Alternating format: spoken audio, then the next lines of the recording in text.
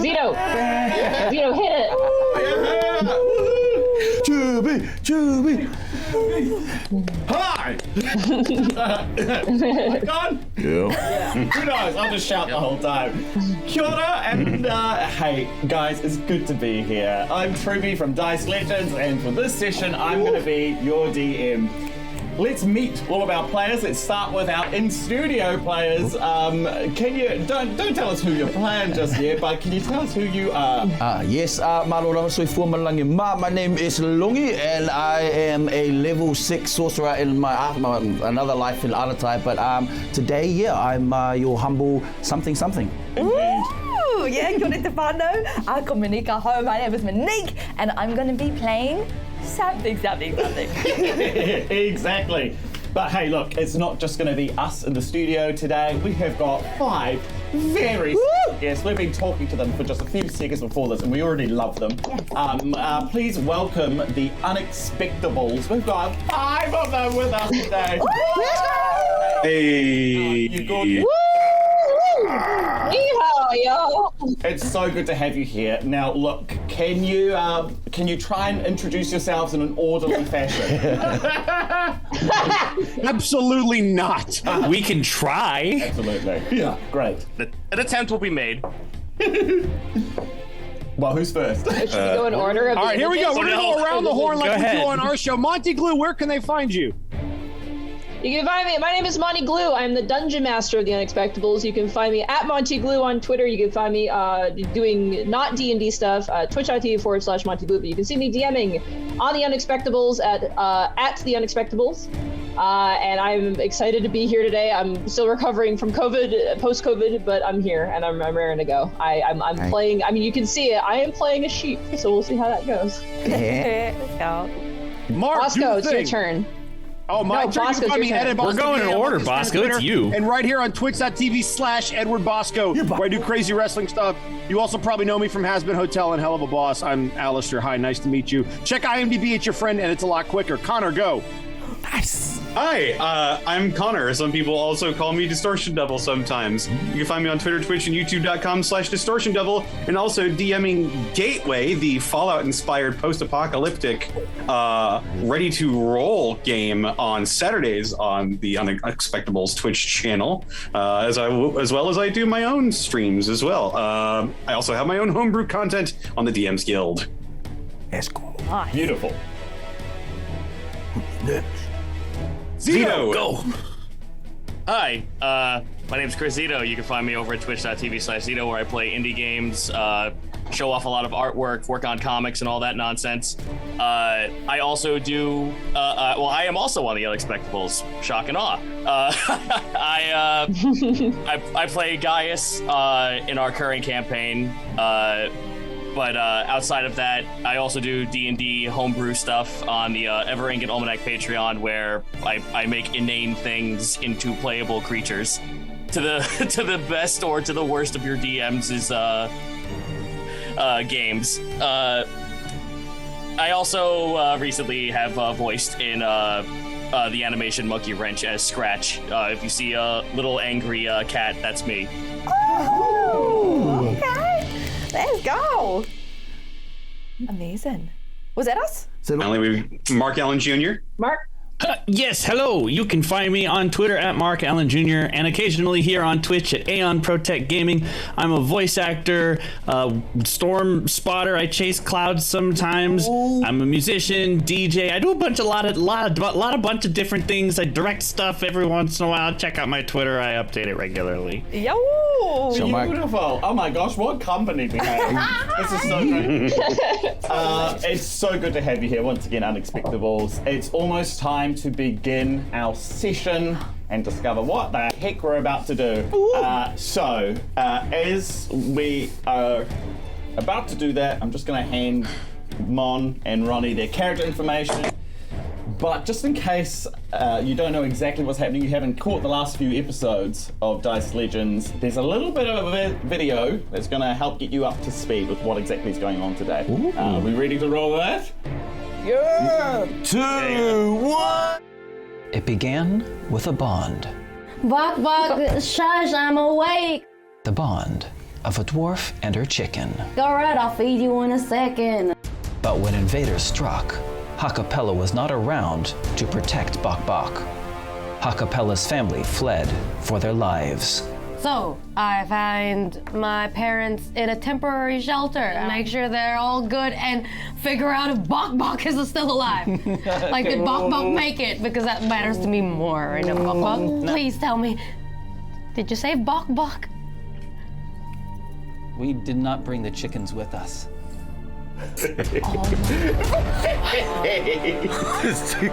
Our lives were in danger. We had to leave. Bok Bok was like my own child. We could not take things with us. Bok Bok's not a thing. And so, a once beloved chicken was dead behind enemy lines, deceased, gone forever, deep fried and consumed by a heartless enemy. Or so it seemed. Well,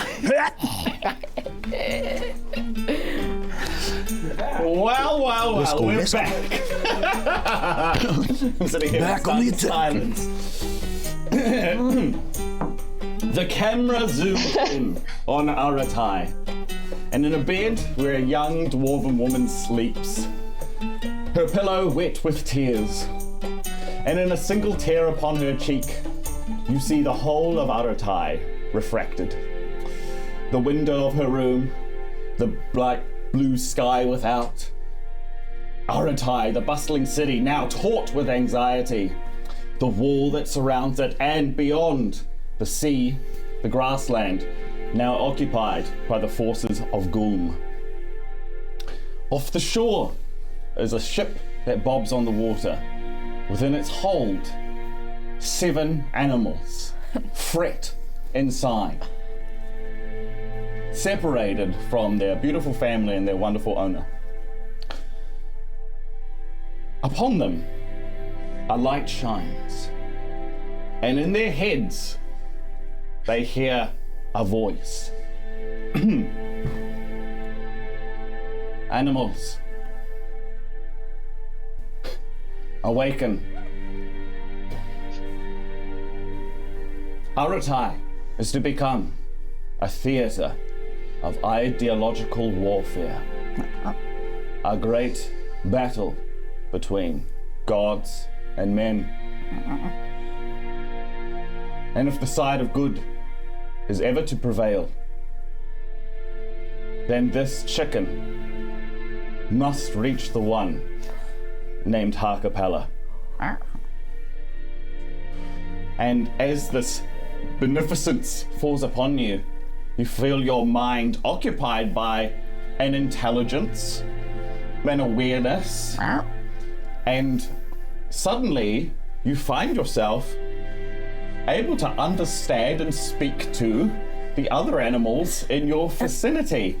But let's zoom in on some particular animals. First of all, Ronnie, you are in a cage.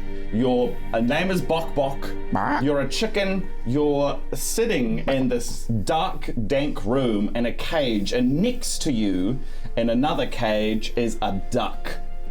And the two of you sit in these rickety cages on a box, and down at the base there is sort of a sack that has been wriggling about every now and then, and unbeknownst to you, inside is a peacock who is rolling around in there, and then you find yourself able to, if you want to, communicate with them, but the three of you are very much stuck, it seems.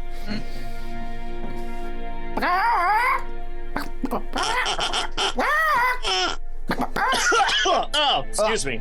Sorry, this sore throat. Oh. Wait. What? Wait a What? Wait. Hey! Did you say something? You You just say something? did you? No. Oh. I think you. Wait. Are we speaking the same thing? I believe so, yeah. Yo. I like this cage. But I don't like sitting in it. Neither do I. The grounding beneath you is swaying gently.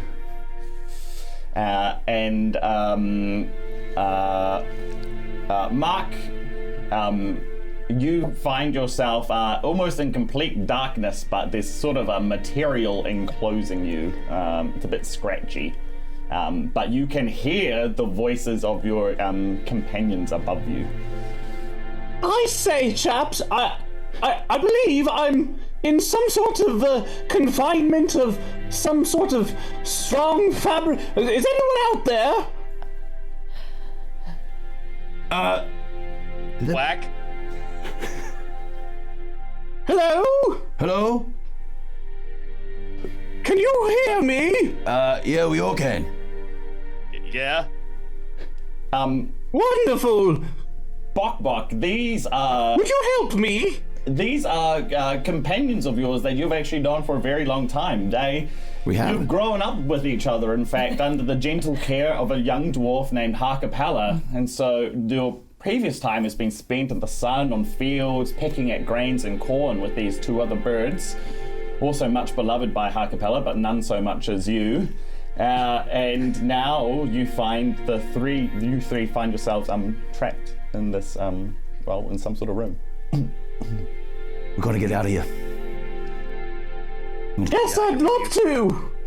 I could really use some bread right about now. I can't think about food right now. We've got to try and get out of here. Don't think about what? Okay, listen, we can talk about that later. Okay. So can we, is there a way to, reach the sack in any capacity, or is it, just completely barred away from us? You sit upon about a 3-foot high box in a cage, and you can peer down that just at the bottom of that box is a sack, and it's moving, and you could approximate that that's where the voice of your companion is coming from, the peacock. I would like to attempt to push myself against the cage to jar it. Yeah, absolutely. Can you go ahead and make a strength check? I assume that's on. I roll with the dice on my end. Yes. Yeah. Can you please roll a d20 and then add? Sure. Yeah. Let me grab one. Here we are. And oh my gosh, we're rolling physical dice for once. Real dice. We're gonna add our strength to this. Yes. Yes, please. -4. So that's a 5. A 5? It actually... You're gonna give my duck a concussion. There's a light clanging noise as your beak hits the cage, but it's enough to set this cage in motion, and with a bit more effort, you're gonna wriggle this thing towards the front of the box, and at this rate, it will fall forward if you keep on pushing this way. Is that your intention? I chose violence. I wish to do it again. Correct! With one more great hearty push, your cage crashes against the ground. The door, which was rickety, seems to pivot off its hinges, and now you're sure that the door's loose and that the cage that you're on is unfortunately door down, but you think that maybe you could get out. It's at this time, as you impact the ground, that you see in the corner 2 tiny wee eyes, furtive, kind of looking out from the darkness. Oh no, I may have made a mistake. I heard a loud noise. Are we under attack? No, that was me. The pair of eyes from the corner, a voice issues forth from that direction, and it says, "Hey, you got any food?" Meanwhile, in another part of the same ship, we cut to a great big beam running from floor to ceiling of this particular room, and around it, tethered by the neck and rope to the same beam, are 4 great big beasts of burden. In escalating size, we have a goat, a sheep, a donkey, and a bull. And the 4 of you are all bound to this beam. again, a gentle swaying beneath you. And likewise, you find yourself possessed of an intelligence. You think you could speak to the other animals around you. Hey. Hey. Hey. Hey. I need a moment. I've just learned to think, and I don't know what to do with that power. I think I have anxiety now. Wait, who am I talking to? Wow. Who just said that? Sorry.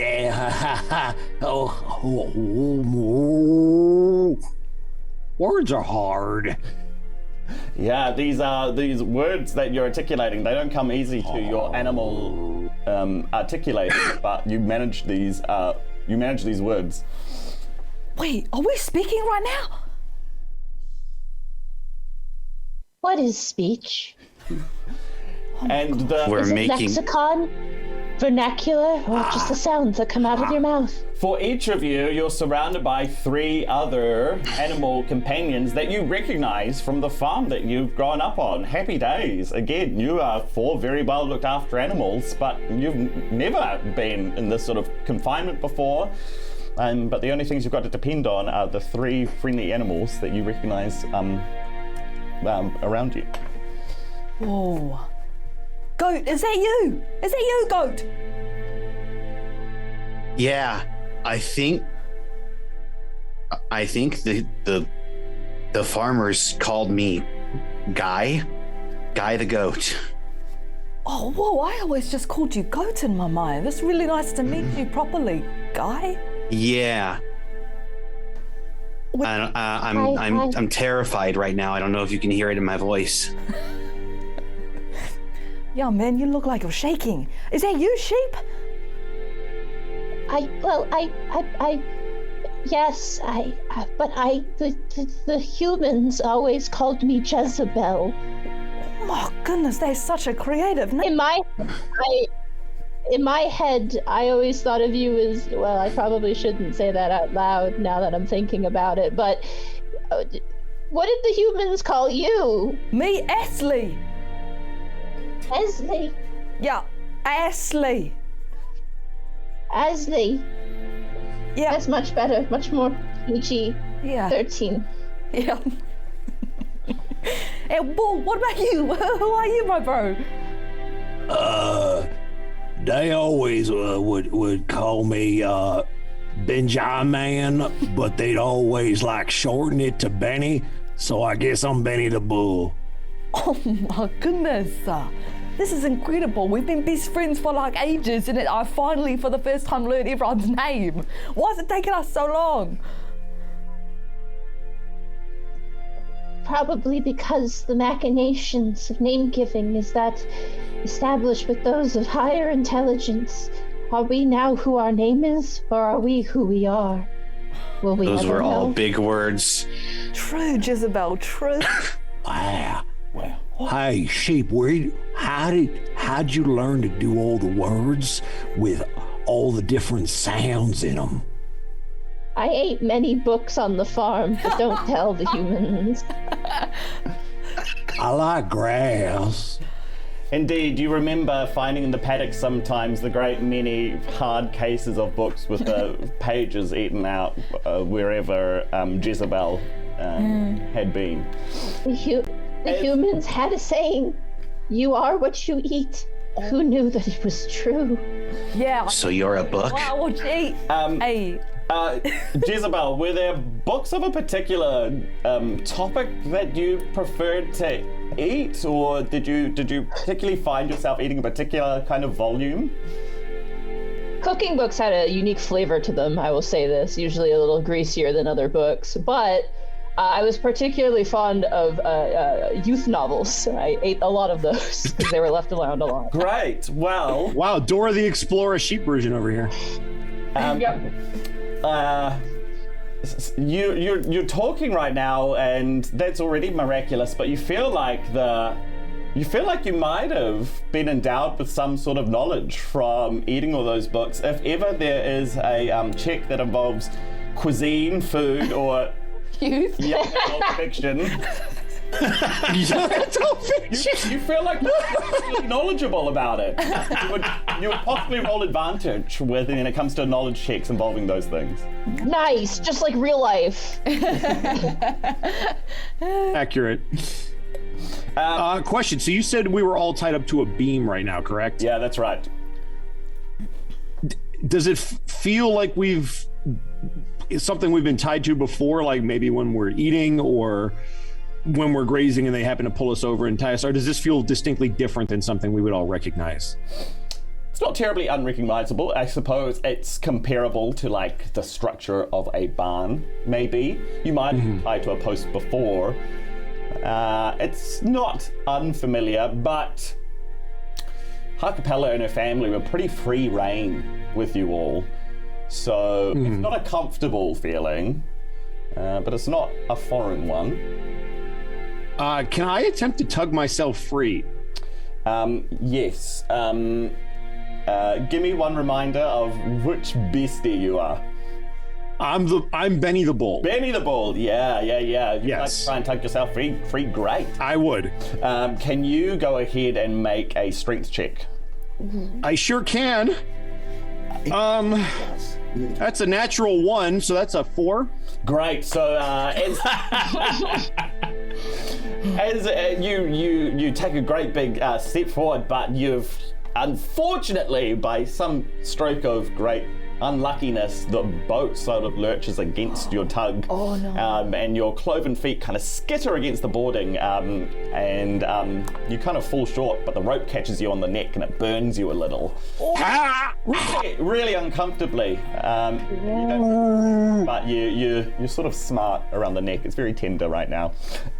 What is the material of Sorry, go ahead. No, great. We're going to cut back to our other room where our birds are, and 2 furtive eyes peering out of the darkness and say, "Hey, you got any food?"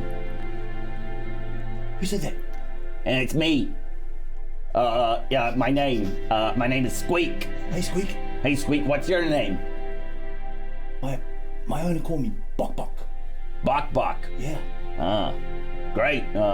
Go, Squeak. Yeah, that's my name. Hi, Bok Bok. What are you, Squeak? And he steps forward and you see a great worm-like tail coming out of a grey body, long teeth. I'm just what you see. I'm a rat. That's what I am. Oh. Some mighty fine sharp teeth you've got there, Mr. Squeaks. Yeah, thanks. They're great. I grew them myself. Really? Yeah. Just wondering, you by any chance bitten through rope before? Bitten through rope? I guess so. Yeah. I was at this party once, and yeah, exactly. Me and the other rats. Yeah.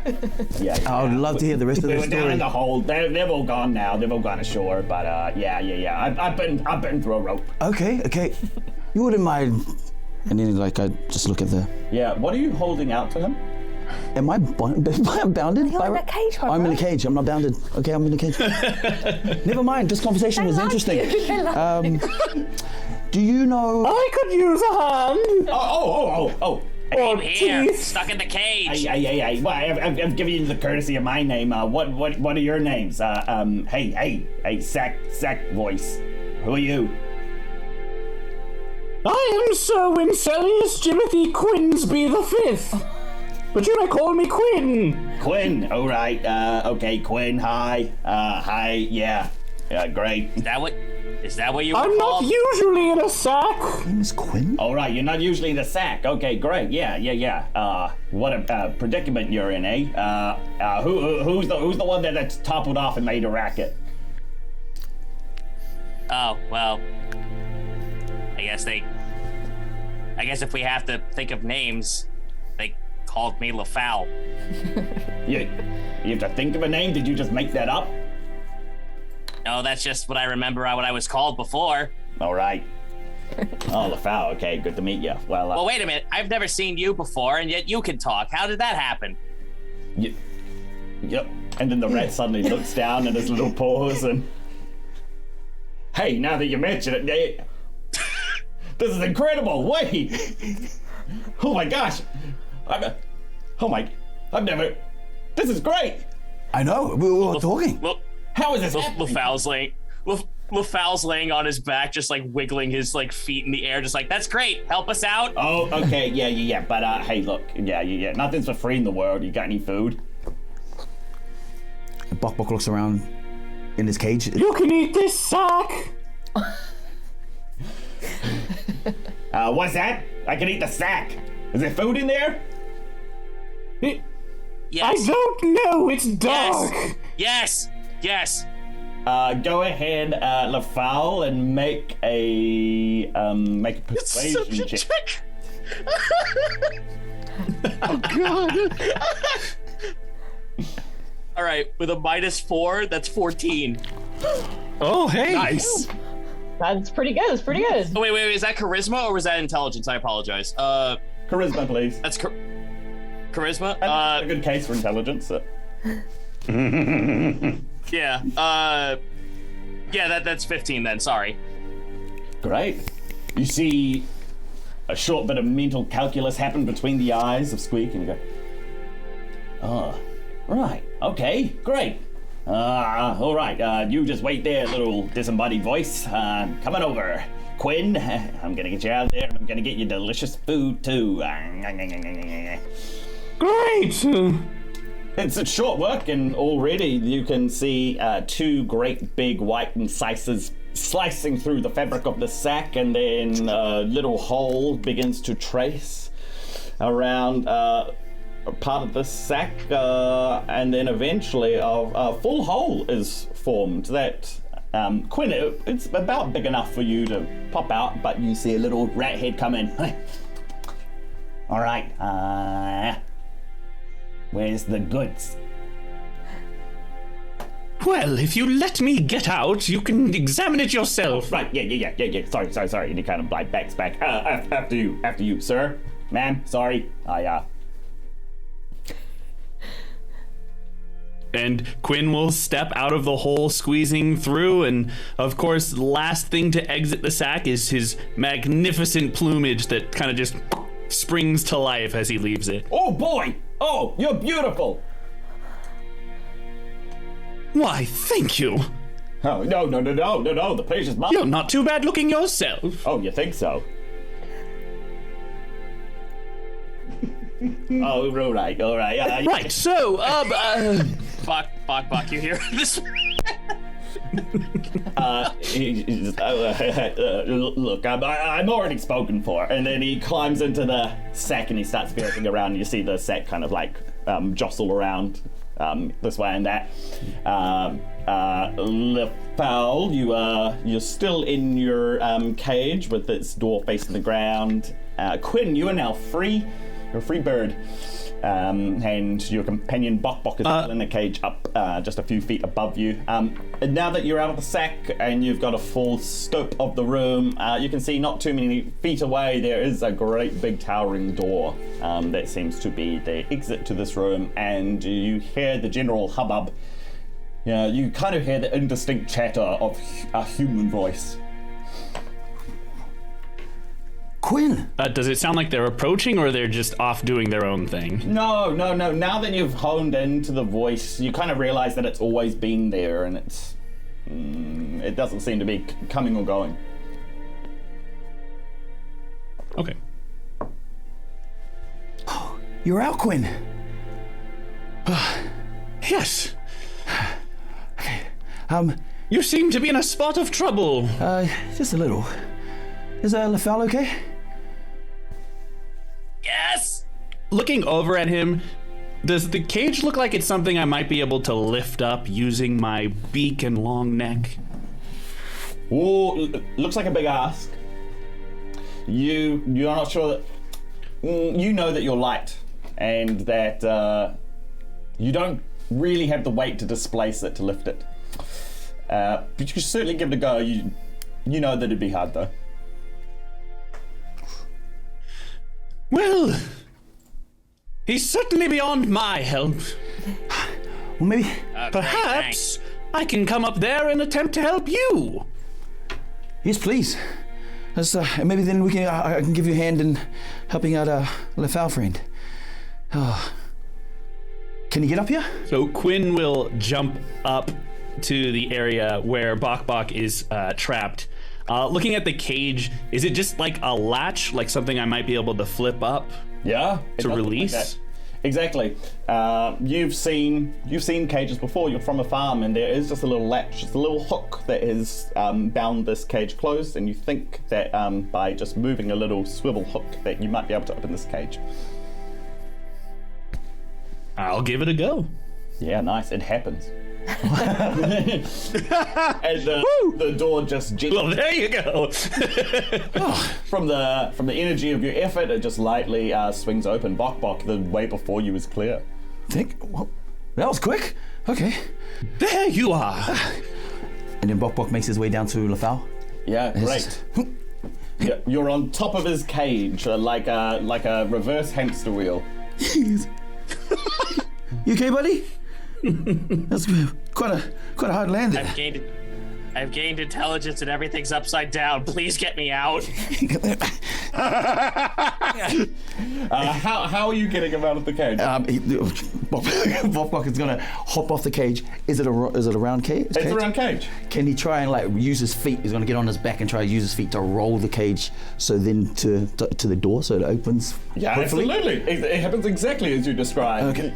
You get on your back. You kind of pedal at this thing. Yeah.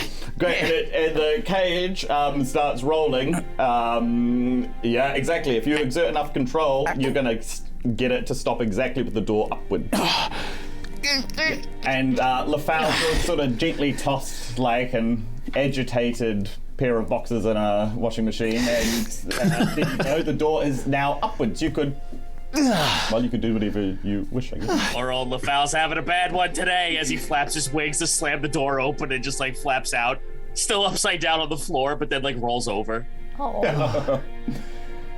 God. Oh, that's so much better. Yeah? Oh, okay. That's all I want. So is everyone else okay? As you ask that question, we pan back over to our 4 great big animals tied to a beam, and the stinging of rope burn still fresh on Benny the Bull's neck.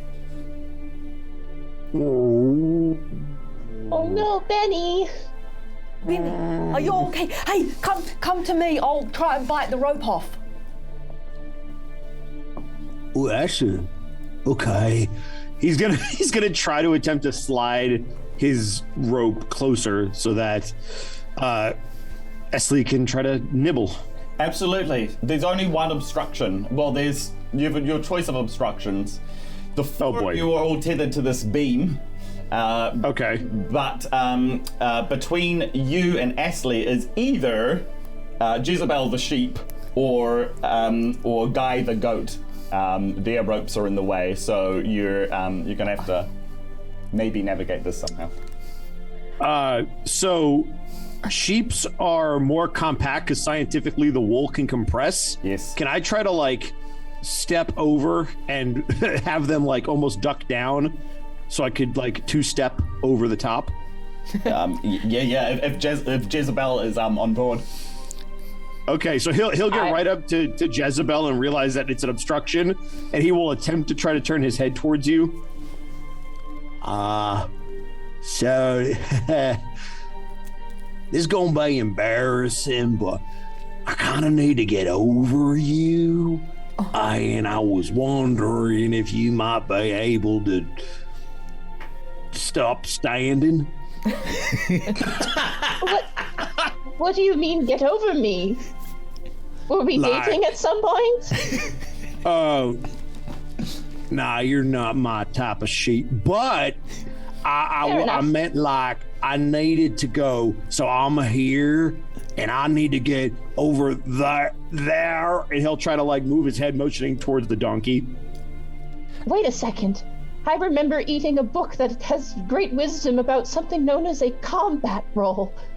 I will attempt this, and I will just I will tuck in my legs like a cat going muffin mode and then proceed to attempt to roll underneath Benjamin's legs, like just do a combat roll. You remember a tale of a young athletic heroine who, while trying to balance the romance of her life, was also dealing with a post-apocalyptic fallout around her hometown, and she was very athletic. She did a lot of rolls, and you channel her, and so you have advantage on a dexterity combat roll to roll underneath Benny the Bull.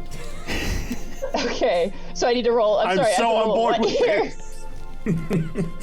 Is it a dex I have save? to roll a dexterity. Okay, Yes, this please. is not terrible. Advantage. This is Come on. your wheelhouse. You ate a With advantage. All right, sweet. As I do this, I remember I'm the special one, and then I'm like, oh, look at the other book. You got this, With Neo. advantage. Chosen. Okay, I got a 13. Yeah. 12 and a 13. So 13. Absolutely. You roll at just the perfect period that Benny's hoof steps do not come into contact with even your gentle wall, and you roll gently under Benny the Bull, and now Ashley and Benny have full access to each other. As you channel the idea that you're the special one, you're filled with a great sense of prophecy and purpose. You feel an inspiration fill you, and whenever you so choose, you have advantage on any roll that you. Okay. Oh wow! Woohoo. Nice job. Yeah. Good job, Jezebel. It's remarkable. I will then. Yeah, to the other three animals, it mighty impressive. Oh my. Wow. Oh. That would now I don't have to bulldoze her. Oh, good one, Benny. Oh no, cause yeah. So nice to hear your job. He's gonna keep sliding along the thing to get closer to the donkey. You know, I hear when you explain the joke, it's funnier. Oh, real. Try it now. Okay, so I said Great. bulldoze her. Oh my That's god. the rest of the stream, everybody. That's gonna be the whole stream, the entire So while I'm time. explaining that particular joke, I'm gonna let Esley give it a shot to try to nibble through the ropes. Yeah, great. Ashley, can you go ahead and make a strength check, please? Yes. Oh. 4. Ooh. That's But great. You're used to simply to the gentleness of grass, and you're fed the very finest of wheat. You have never had to exert this much effort. Even the carrots that Ha-Kapella usually feeds you are like parboiled. I forgot that she actually chews them before she spits them in my mouth. Exactly. Oh God, I can't believe it. I forgot, Benny. I can't actually chew hard stuff. I've got fillings. Wait a minute. No. Dang it. I'm having one of those things, a headache with pictures. Oh. Oh, a TV? Epitaph. No, I think it's a TV. I think so. So this pillar that we're all tied to, I'm assuming like the ropes are just wrapped around it. Correct. Could I just like walk up to the pole and begin to chew through the parts that are actually wrapped to the pole? Yeah, absolutely. You find 4 separate rings of rope that attach different animals. But you can absolutely try biting the rope there. I'll just start going for it. Can you go ahead and make that strength check, please? I certainly can. That is a natural 20. Connor just needed to roll for the real mythical- dice, and he's fine.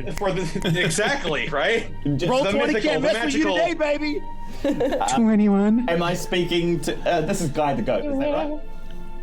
This is Guy the Goat, yes. Greatest of all roles. So I walk up to something I can chew and instinct takes over. absolutely, like laundry on a washing line, you can simply just chew through this in one foul bite, and suddenly a rope goes. Whose rope have you disattached? Since they were working on Benny's, I probably would have been focused on that one. So let's go ahead and say Benny's. Benny, you feel this resistance release on you, and suddenly you're free of your binding. The rope's still around your neck, but from where it attaches to the beam, it's clear.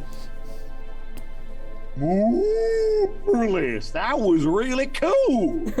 Mission successful. Can you tell how elated I am by my voice? You look so excited. I'm squinting at you so I'm gonna hard go right now, ahead dude. and say yes, even though my mind says no.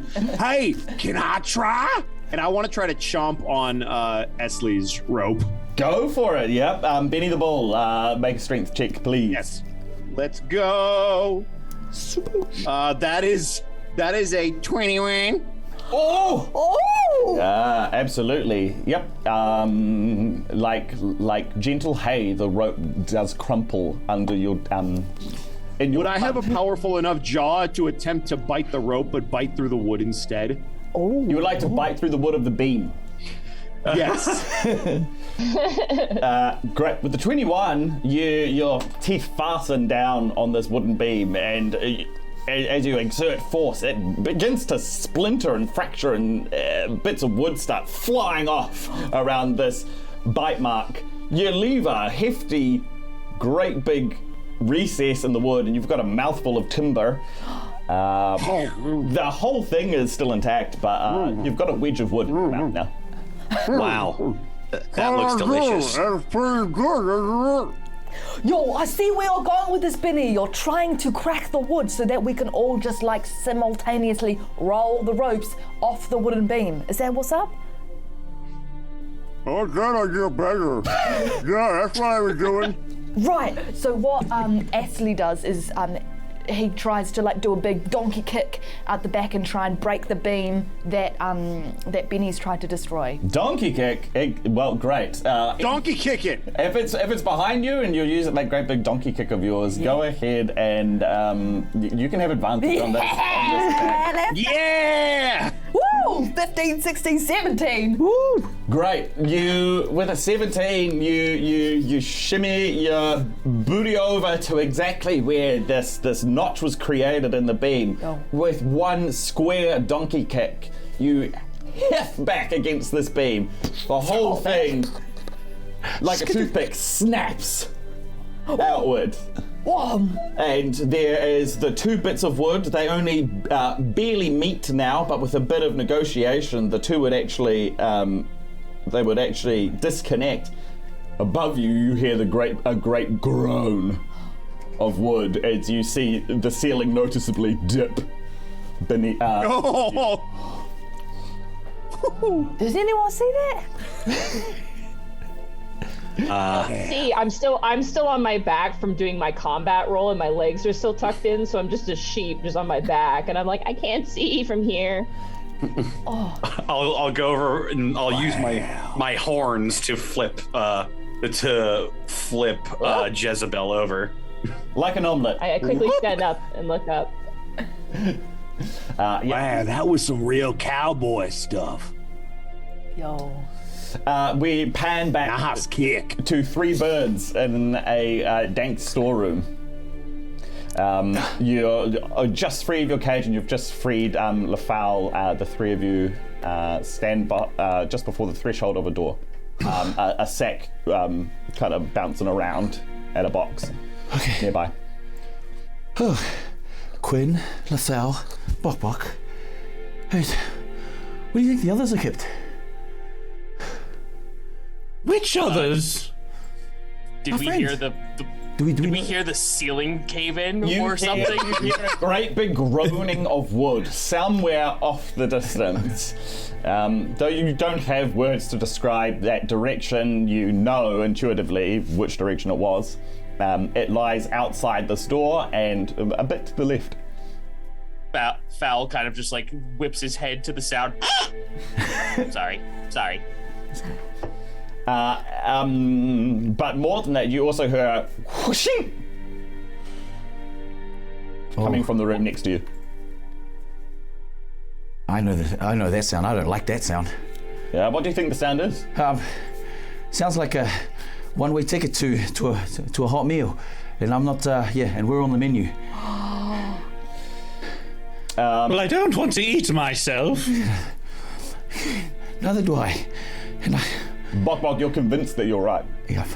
And so Bok Bok wants to steer our entourage away from that sound. Could we head towards the beam, the sound? Or what? To head towards the beam is to head out this door. Okay. Should we head outside? Well, I did hear a human out there. Perhaps more than one. They all sound the same to me. Are there Go ahead, any... and Quinn, can you make an intelligence check? Oh, do I have to? You don't. So that is an unnatural one because I rolled a 5, but I have -4 intelligence.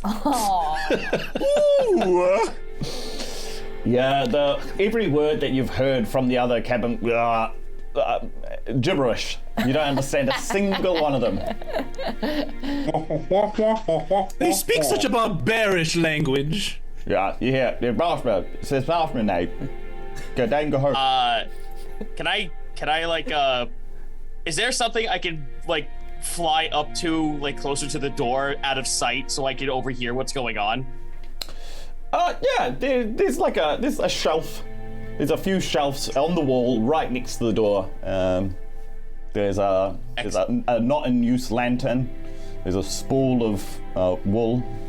Just a few bric-a-brac. But you think there's space for you up on that shelf? Excellent. I will get a little bit of a running start, flap my wings, and fly on up over to sit on top of the spool. Yeah. You're gently cushioned by wool beneath you, and you're right next to the door. What are you intending? What's the benefit here? What are you hoping to do? Perception, basically, to overhear the conversation. Yeah, great. Hearing the conversation, you absolutely can. Are you hoping to discern any part of what they might be talking about? No, I'm just trying to get a general vibe as to what's going on. Great. Can you make an insight roll? Sure can. I actually have a +1 in wisdom. Oh. Who knew Woo! ducks are Smart duck. wise? You got your ducks in a row, Zito. Duck of the pond, what is your wisdom?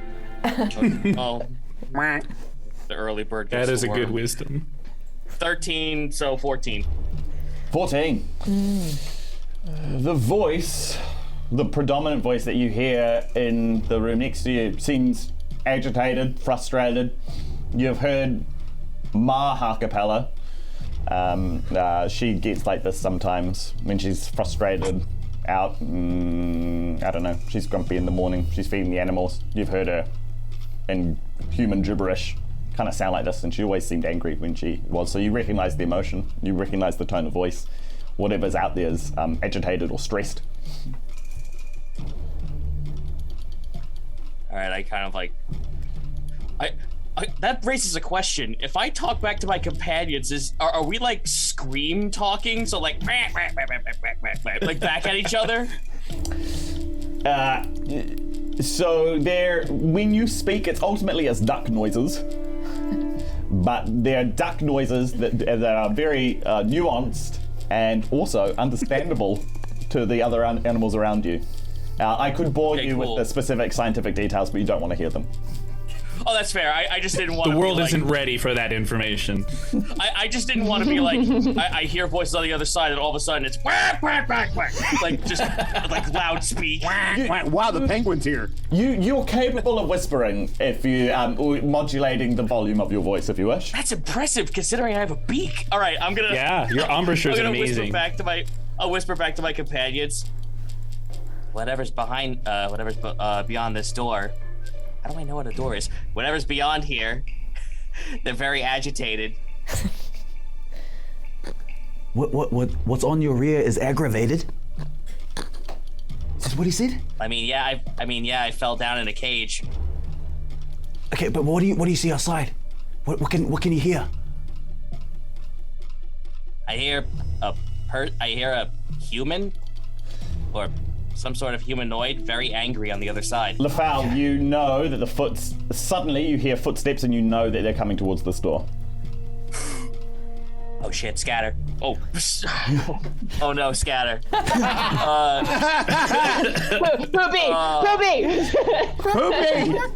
Poopy, sorry. Oh, poopy, scatter. It's okay. Can I hear what each of you are doing, starting with you, Quinn? You said there's like shelving. Would it be behind the door if the door opens? No, if the door opens, the person who comes through, the shelving will be to their left and in view. Okay, so instead of that, I'm gonna run back to the sack, and with Squeak inside, presumably still, I'm gonna throw the sack over my head and crouch down really low to the ground. Yeah, great. As you re-enter the sack, Squeak says, "Oh boy, hey, welcome back. Oh, hi. Hey, what's going on? We're hiding. Oh, from what? I don't know. Okay. LaFowl. Yes. What are you doing? I'm finding an even higher location for me to perch on. You've got about the highest perch. The only thing higher than this would be perhaps the door itself, the very top of it. Then I will hide behind whatever object will obscure vision from seeing me. Yeah, great. You've got your choice of a great many things. There was the box that the cages were on. There are other like boxes. There's also a barrel. I will hide in the barrel. Yeah, great. The barrel is open, actually, and inside is just a pit of sand. But it's enough to disguise you or hide you. And Bok, what's your instincts? Bok wants to fly up on top of the door. He just instinctively just want to get to a higher point, and then just. Absolutely. So as these footsteps are tracing towards the room you're in, you flap, great big burst of wing energy. You're on top of the door. Oh. Yep. And as you sit there, it gently swings open, and a person suddenly occupies the threshold. It's a human. And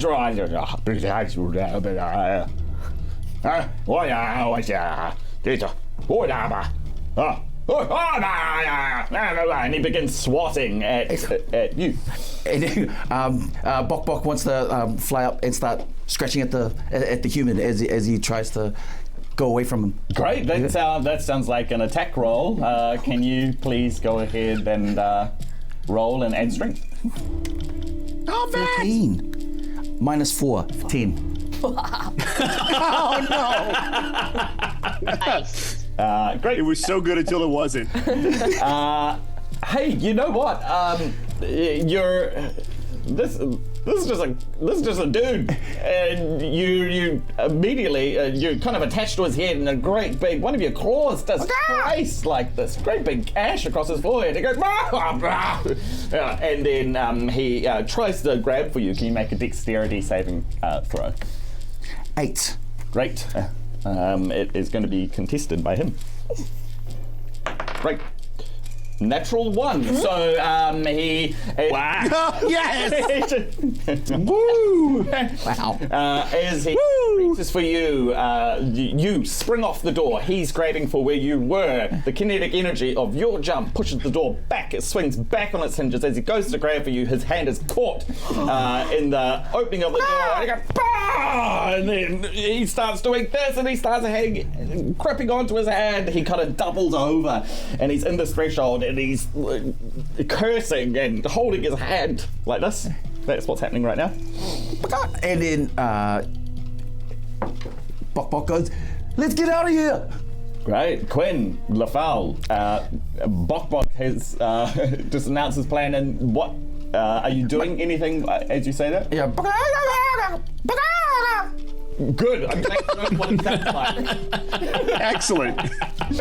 That's beautiful. And are you making your way out of the room? Yeah, I'm trying to open up the door a bit wider so everyone can come. Yeah, come it won't close while he's there. But yeah, you can absolutely scoot out the door. Quinn, you're in upturned sack with Squeak.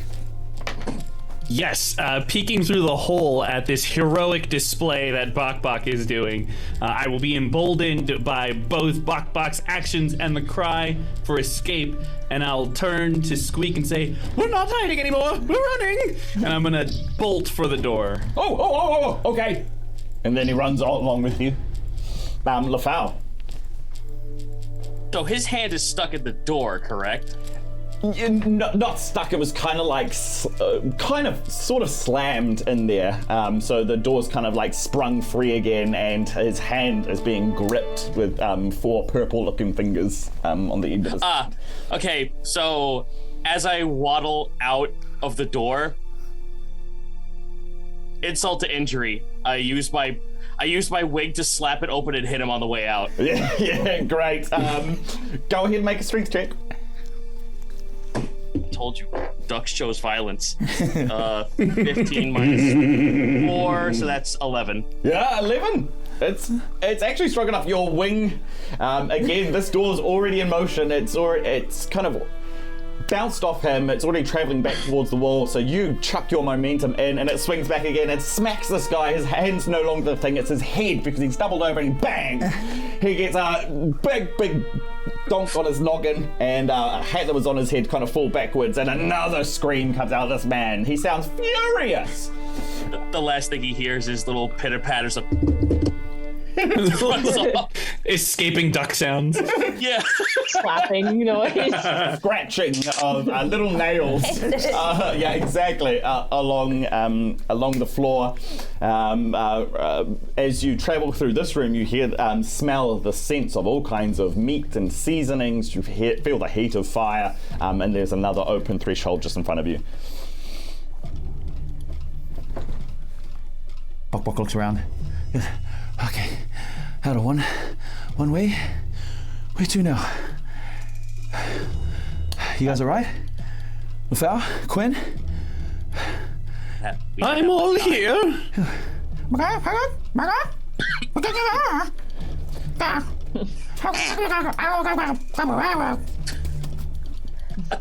Insert peacock noises here. I don't know what a peacock sounds like. Great. As you do short check-in with each other, the groaning of timber increases, and the 4 quadrupeds by a fractured beam. Excuse me, we are the 4-Leg Fellowship, thank you. Yeah! Shit. Great. Don't ask of what. We're figuring that part out. You have my horns. The groaning's increasing. It sounds like it's getting worse. Wait, do you guys feel like the fact that we cut down this beam has then simultaneously mucked up the structure of this building, and now the roof is going to collapse on us? Nah. Oh, okay. Thank goodness. Oh my gosh! I think Why would it sounds like some book nonsense? It is a book. This is our escape sequence from the facility we're being held in. We have to escape so that way we can start the revolution. I get to do some cowboy stuff. Exactly. It's exactly as Isabel described. All right, someone do something. Wait, what's my voice? Oh yeah, New Zealand. Where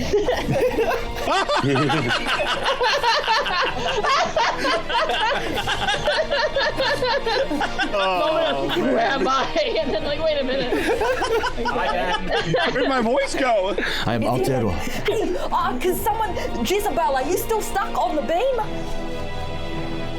I'm very short, so yes, a little bit. But if someone were to just loop the rope and pull it off the beam, I should be free. Can I bite the rope and drag it off?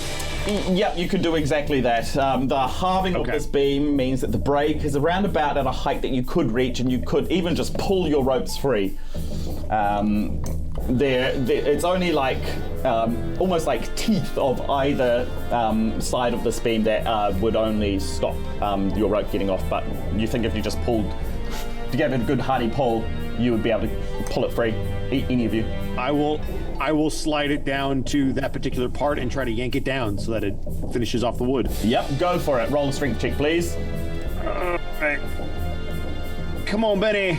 Oh, I'll take that. That's a 15. It's lovely. It's exactly enough. And you kind of collect up the other ropes as you're doing so. Your rope being at the bottom, it kind of pulls all 4 of them free. And with these 4 ropes going clear of the beam, the teeth kind of like splinter outwards again, and the beam just falls to meet its under half. The ceiling begins to fracture, and you see daylight coming in through the timber above you. It's moving, and you hear human voices above you, kind of. I think I got the sun to come through like a sunroof or something. Nice. Benny, looks great in here now, but we should probably get out of here. Well, I just read. Okay, I could do that. I should probably let go of the rope. In front of the beam, there is a threshold that would lead out of here. Can I lead them with the rope still in my mouth? Like I have 3 dogs I'm trying to walk? Yes. Excellent. So with your 3... I'm going to walk my hooved friends. Absolutely. This feels familiar. Like how the humans hold hands. Oh, no, they're so nice. Like a dog walker. I heard you can't do that in public, though. Oh. We might call... Like they always hold hands away from other eyes. As you depart this threshold and are out into this greater wooden expanse of a room, there's a doorway to your right, and you hear the commotion of it. And then you hear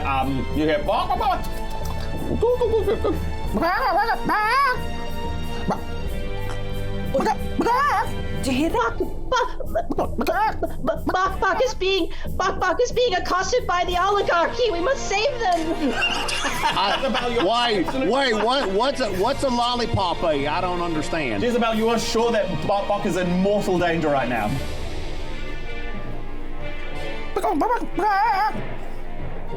We need to stop them. The doorway is just a little bit forward from the room that you're in, and to the right. It's as where you hear their voices coming from. I'm going to tug us down the hallway.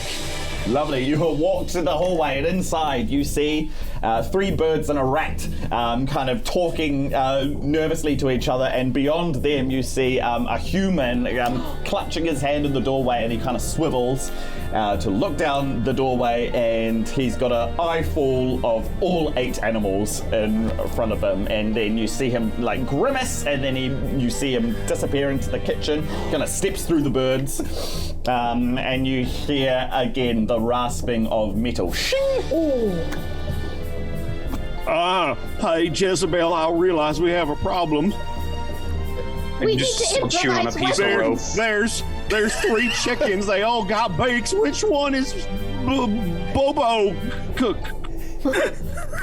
It's Benny never paid much attention on the farm, despite living with these birds for a long period of time. He can barely distinguish. He was in the fields all the time. To be fair, we all just got names, so. I don't know which one is it. Is it the one with the long beak or the short? But how many different kinds of chickens are there? Does anybody speak Can chicken? we understand them? Yeah, we now that they're in the same area as us, can we understand them? You absolutely can understand them. Hi. I am not a chicken. I heard you. No offense, Bok Bok. It's no offense taken, but we've got to get back to Ha-Kapella. Ha-Kapella needs us. Above you stands a human with a great big metal instrument. Oh! All right. Hey, what do you think that's for? I think it's danger.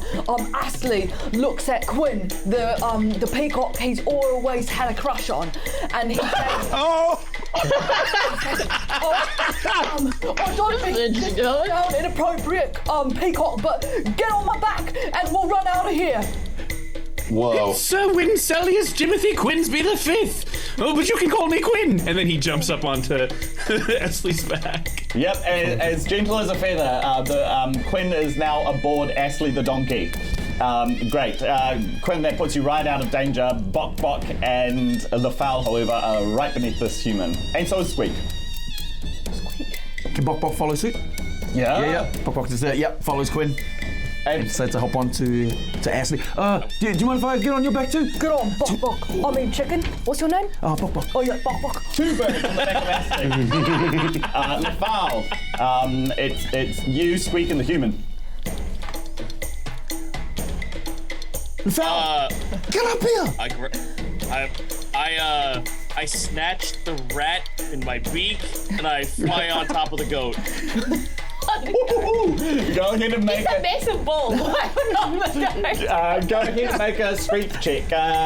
You estimate Squeak to be rather light, but I mean, yeah, multitasking for a duck. Oh no! Uh-oh! I dropped my dice. It finally happened. It happened. How does it feel, Zeno? How does it feel? Mine doesn't clatter and destroy shelves, Monty. I got a 9. Ooh, you try to tug at Squeak. His tail kind of pulls taut as the rest of him stays on board, and he goes, "Hey, what are you doing?" I'm helping you! Oh, right. And he kind of notices where you're trying to go, and then he attempts to scale Astley. Yeah, and Ashley seems fine with it. You feel this rat kind of like tickle you up the leg, and it's sitting on your back. You've got 4 passengers, 3 birds, and Squeak. Ashley, you have a rope connected from you to. Was it Benny the bull that's got everyone's ropes in his teeth? Yep, great. And then the human turns to you, and he begins moving towards Ashley with his great big cleaver. Go, Benny, go! I am going to teach him that you do not mess with the bull or his friends, or you're going to get the horns. I'm going to try to gore him. Oh, jeez. Go ahead. I want to scare him, so I want to see if he'll run away if I can put my head down and run at him.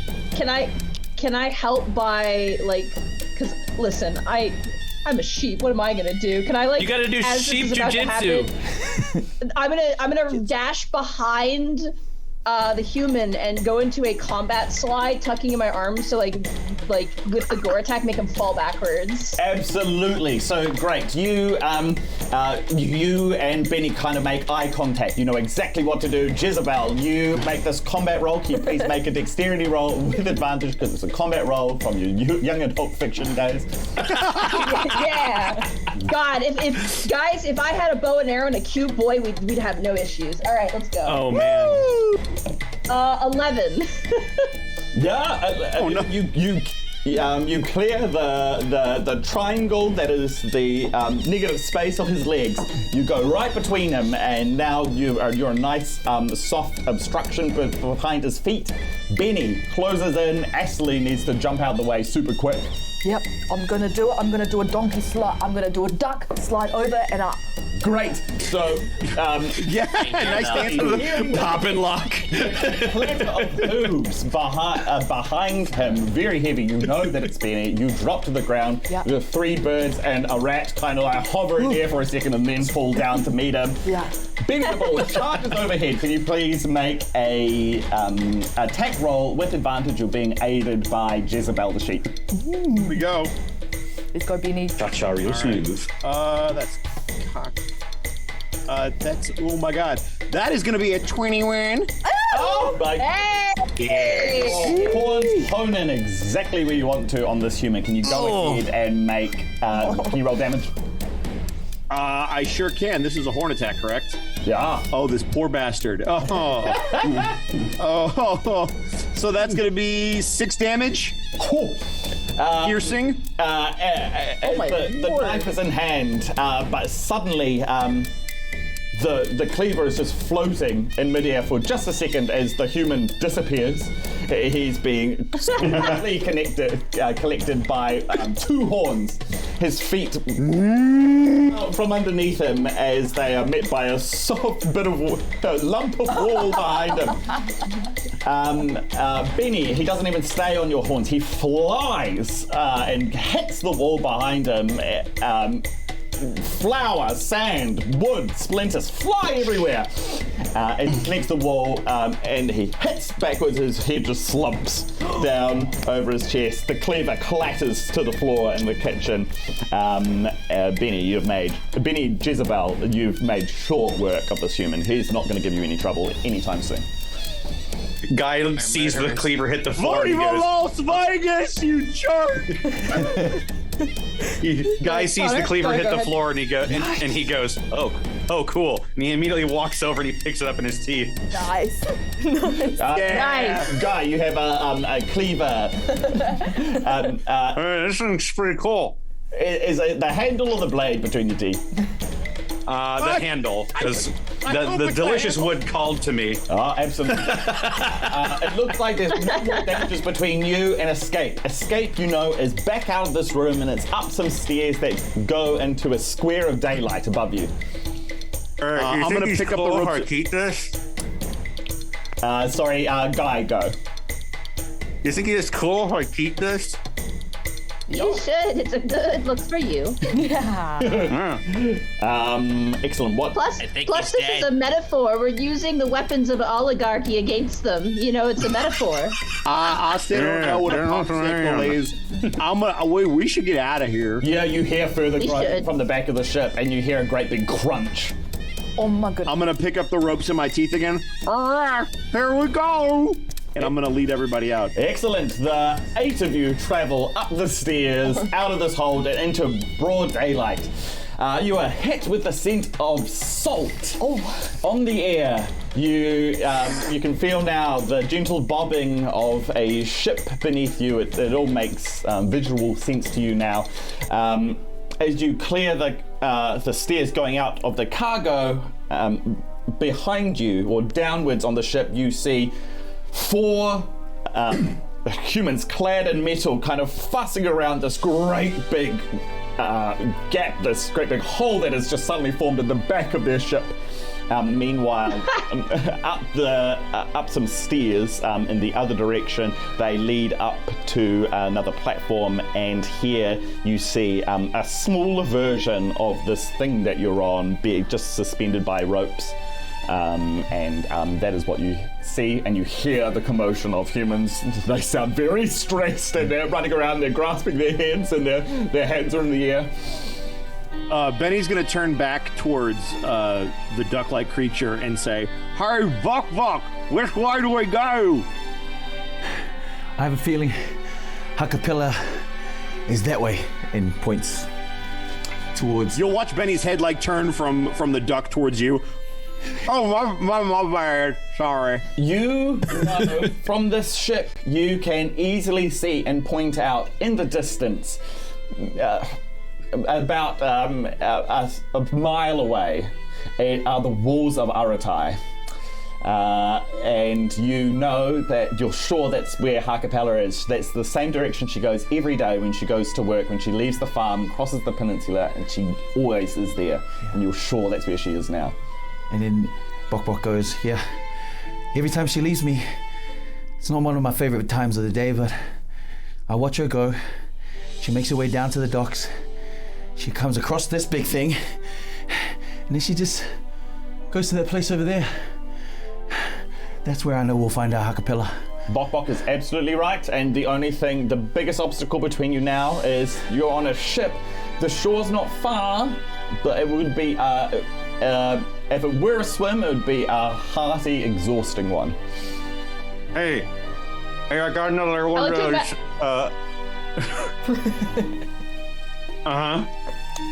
Beanie the Bull, is that Epitaphs? You got another epitaph?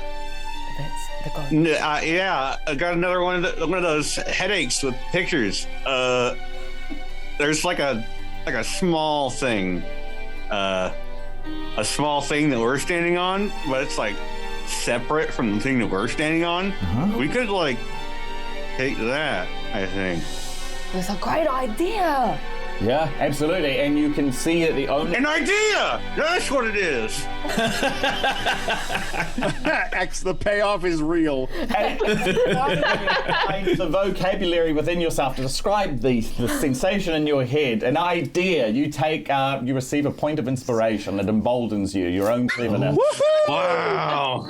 Nice. You got inspiration. The only thing holding this miniature version of what you're on there are 2 ropes. If only we had some kind of like sharp Like a silver thing. sharp object or Yeah. something. Yeah, that could It'd be really great if we had something sharp. You can, Meanwhile, there's a sharp metal thing in his mouth that's stopping you from hearing. Guy, properly. there's something in your mouth, bro. I don't know what you're saying. Quinn is meanwhile staring into that metal object, looking at a bird that looks equally as beautiful as he does, and giving it a little bit of the stink eye. You can't believe it! There's another peacock here!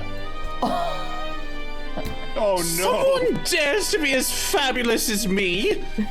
Unacceptable. Sorry about it. I apologize about that. Fuck. Wait! Hey! Guy! What's in your mouth? That thing in your mouth? Sorry, I couldn't hear you. I had something in my mouth. Oh, good. That other peacock is gone. I wonder, this is gonna sound so out of this world, like I don't know why I'm thinking this, but I wonder if you pick that sharp thing back up and we maybe like walked around with it and kind of just like moved our heads. I wonder if it would do anything.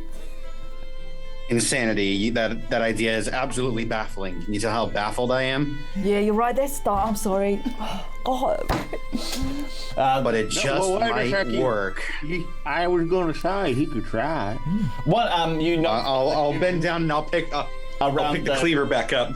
The cleaver is back in the teeth of Guy. Meanwhile, you notice that one of these humans who was fussing over this great big crack in the ship, he's kind of looked over, and his brow seems deeply creased as he looks at the 8 of you, and he kind of like, you hear a murmur as he turns, and suddenly here's the attention of the other 3 who look around, and all their eyes are trained on you.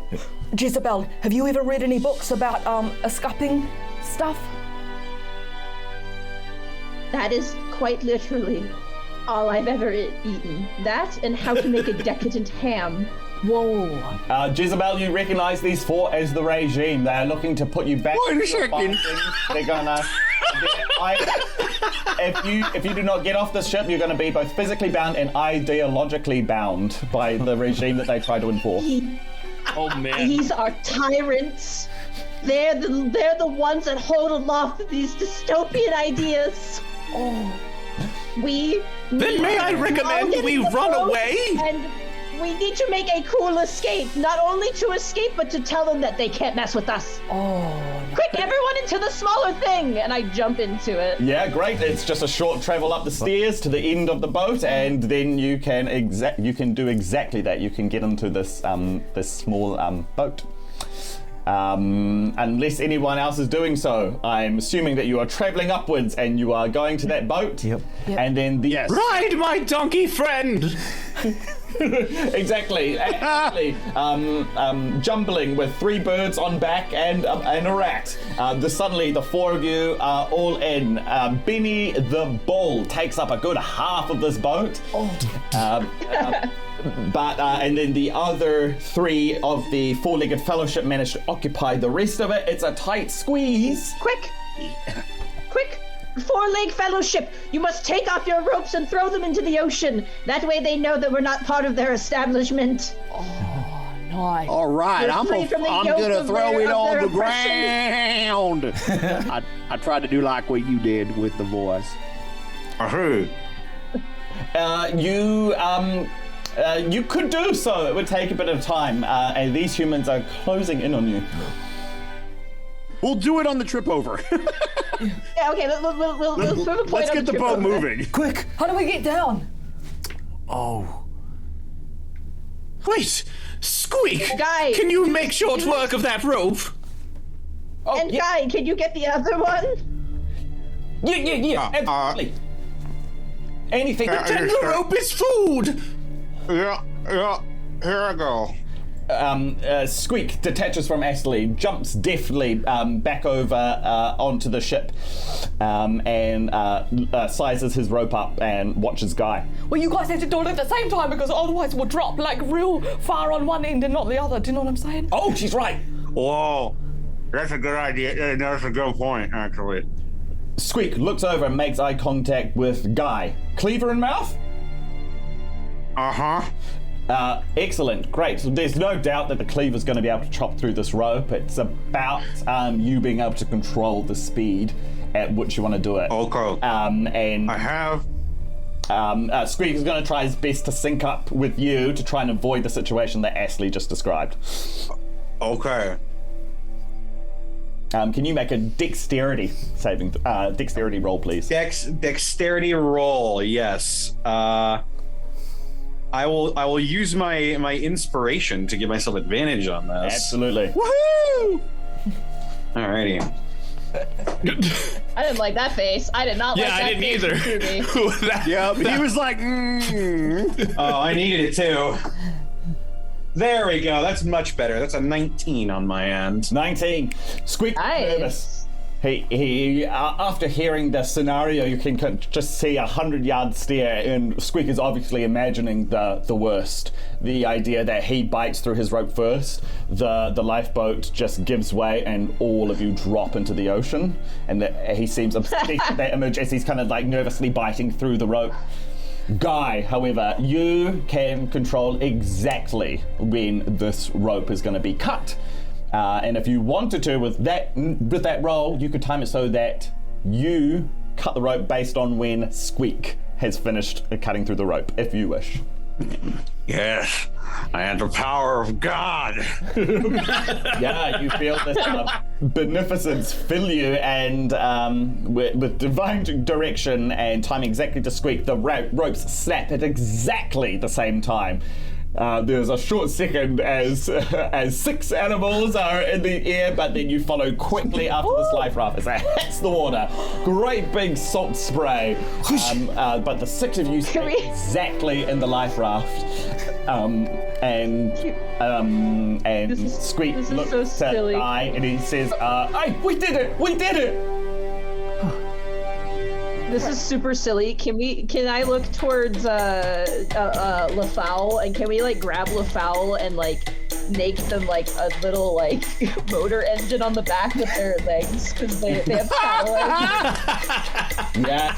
You know, do you think you could do that? Absolutely. Now that the 6 of you are in a lifeboat, you will now need to figure out how to propel this thing.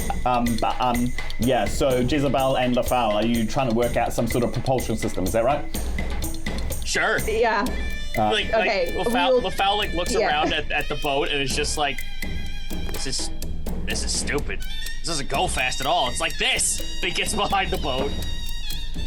I like hold on to your beak and neck like it's a rudder, and I just like hold it in place there with my hooves. Rope. You pull on like one of the wing feathers and it revs like a chainsaw. I'm going to get you to make your roll. We pivot back up to Guy. I'm interested in Guy the Goat's actions for the second. Okay, so seeing how we're not really going anywhere, I'm gonna try to brain blast. Could I somehow see if I could get the idea to use the flat end of the cleaver as sort of like a makeshift paddle almost? Yeah, perhaps the biggest obstacle is the fact that you are still high up on the ship and the life raft is oh, hold on, I might have assumed a lot here. Are you on the life raft when you cut that rope? I would think so. Okay, yeah, all right. Okay, yeah. I thought you were with us. I was like, oh my god. Yeah. Unless I'm making like a last stand with the people on the boat. I'm gonna make a jump with the rat. No. My incorrect presumption. However, Squeak was on the ship because he wouldn't have been able to reach. Squeak! And he jump for your freedom! He says, jump? You want me to jump? I don't know if I can make that. I promise. You can do it. I'll catch you. You guys, collectively, we've got to give him inspiration by singing the farm animal song. Many minutes pass as the farm animal song is sung. Farm animals, farm animals. We I just are farm animals. If you're looking to compel Squeak, then the best one for this job is Bok Bok. You've spent the most time with your mum, who is a bard, and if you want to inspire this guy, go ahead and make a charisma check. Bok really does. Squeak! We can't leave you behind. I'm gonna sing to you one of my favorite songs that Ha-Kapella always used to sing to me before I lulled off to sleep. Bok, bok, bok, bok, bok, bok, bok, bok, bok, bok,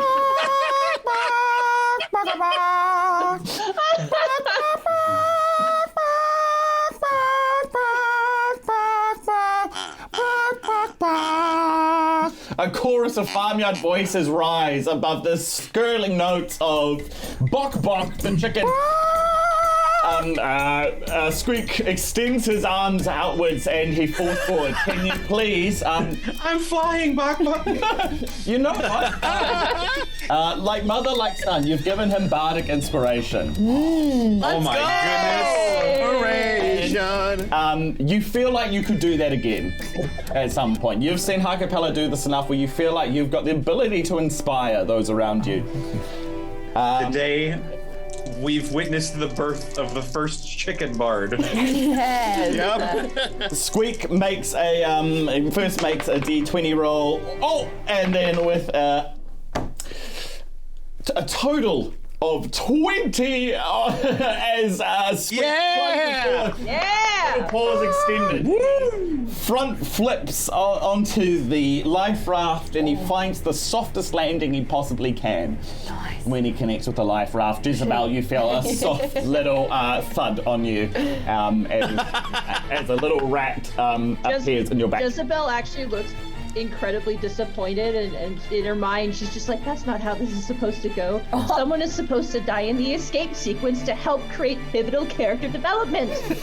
Don't worry, Jezebel. Not going to plan at all. The day's not over yet. And as this thought permeates your head, the rat Squeak goes, thanks buddy, you really helped me out there, and he pats you on the back, on your woolen back. I look towards Guy and I go, Guy, did you just read my mind? Looks over you with his vacant goat stare with a cleaver hanging out of his mouth. Great, Guy, to answer your question, yes, you feel like you could put the cleaver into the water, your neck could reach and you can begin paddling. We've got a propulsion effort here by Jezebel and LaFowl, who are trying to make some sort of propeller / rudder. Are any of the other animals doing anything to assist this life raft effort? I'm gonna... Yes. There you go, Benny. Great. I was gonna say, Quinn, still up on Esley's back, is going to fan out his tail to create a sail to catch the wind. Nice. Absolutely. And it is a windy day in Aratai. You feel as your tail feathers unfurl, they curve as wind catches them, and suddenly the life raft does lurch as it's filled with energy. Thank you. Anything from any of Ashley, Jezebel, Benny? Your companions are occupied with this effort. Are you doing anything? I'm helping LaFowl and then the rudder at the back. That's right. Yeah, the duck is currently propelling us. Thank you. Ashley or Benny? Are there oars in the boat? You find fastened to either side of this life raft. Yeah, there are indeed 2 oars hanging limply. I feel like Ashley accidentally trips backwards and she kind of like tries to accidentally knock one into the water.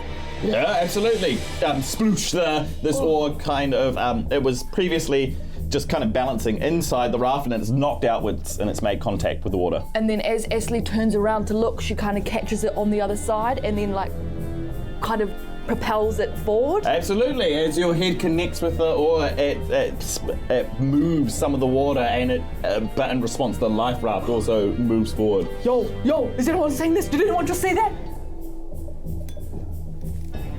What a wonderful activity! I say, very impressive, my donkey friend. Oh, thank you. Was that you, Quinn? Yes, who else would it be? You notice a reddening of Ashley's cheeks as you say that, Quinn. Watch this, Quinn. And Ashley knocks forward and backwards the oar and tries to propel alongside Guy. Yeah, wonderful. As you two are doing that, the oar has such significant effect on the motion of this craft that you begin tracing a circle in the water. Good. I knew it. Excellent. Excellent. Such wonderful efforts, my friend, but perhaps you could dedicate them in a way as to move us forward. Oh. And only forward. So a little bit lighter. Could you make an intelligence check? Yeah. We go forward back to the boat. 12. Yeah, great. A little bit of mental symmetry tells you, hey, there's an oar there. You're pretty sure that if that one was operated at the same time, that you could choose your direction. Guy, you know how you're doing that thing with your teeth and the oar? Uh-huh. What if you did it with that other wooden plank that's right in front of you alongside me at the same time? Huh. It's up to you, no pressure, no pressure. A great many minutes pass. I'll pull my cleaver back in and I'll set it down. Clatters on the floor. Yeah, that probably worked. Do you take the oar? Yeah. Oh, yeah. Yeah, no, this tastes way better. It's delicious. It's nice and salty. It's nice and salty. So we've got the sails, we've got the propeller, we've got the oars. Exactly. So, okay, can I please have all of Ashley, Guy, LaFowl make strength checks, please? Ooh, wait, can I assist one of them with... I would like to assist at least one of them. Yes, who would you like to assist? I would like to assist, I'll assist the goat, and I would like to sing, having been inspired by the chicken. Benny would like to try his hand at a song. Absolutely. You try singing. Hey, you're no stranger to Ha-Kapella. She sang you to sleep too. Can you roll a charisma? Can I roll a strength check instead? Yeah, sure, I can do charisma. All right. Let's go, Benny! That's a nat 20! Woo! Yeah! Let's go! All right, and I'm going to sing one verse. Here we go. Oh, God. Let's go, Benny. We're bound for Kingston Town with a heave-ho-haul, and we'll weave the wheel round and round. Good morning, ladies all. And he will continue singing a sea shanty to inspire. It is no different than Ha-Kapella, Mama's voice. You too gain the ability to bardically inspire those around. You bestowed the first ever bull bard, and you feel like you could do this again. You bestowed 1d6 bardic inspiration. If you guys knew my charisma, this should not be a thing. You're right. Oh, God. But here we are. You feel like if you sing a sea shanty, you can bestow bardic inspiration on my... I am in! I am so down! Guy, you've got a 6 at your disposal. This is amazing. You may use it on this roll. You don't have to, but yeah. Can I get the three of LaFowl, Guy, and Ashley to make your strength rolls now? I rolled before. Can I roll again? Or was it 7? Okay. Great. We've got a 7 from Ashley. Hey, you did what you were asked to do. You did it less strong than you did before. I inspired the wrong oar. All right. I got a 16, so that's a 12. Ooh, love it. I love hearing that. All right. The foul, All right, you here I go. managed a 12. Great. I'm feeling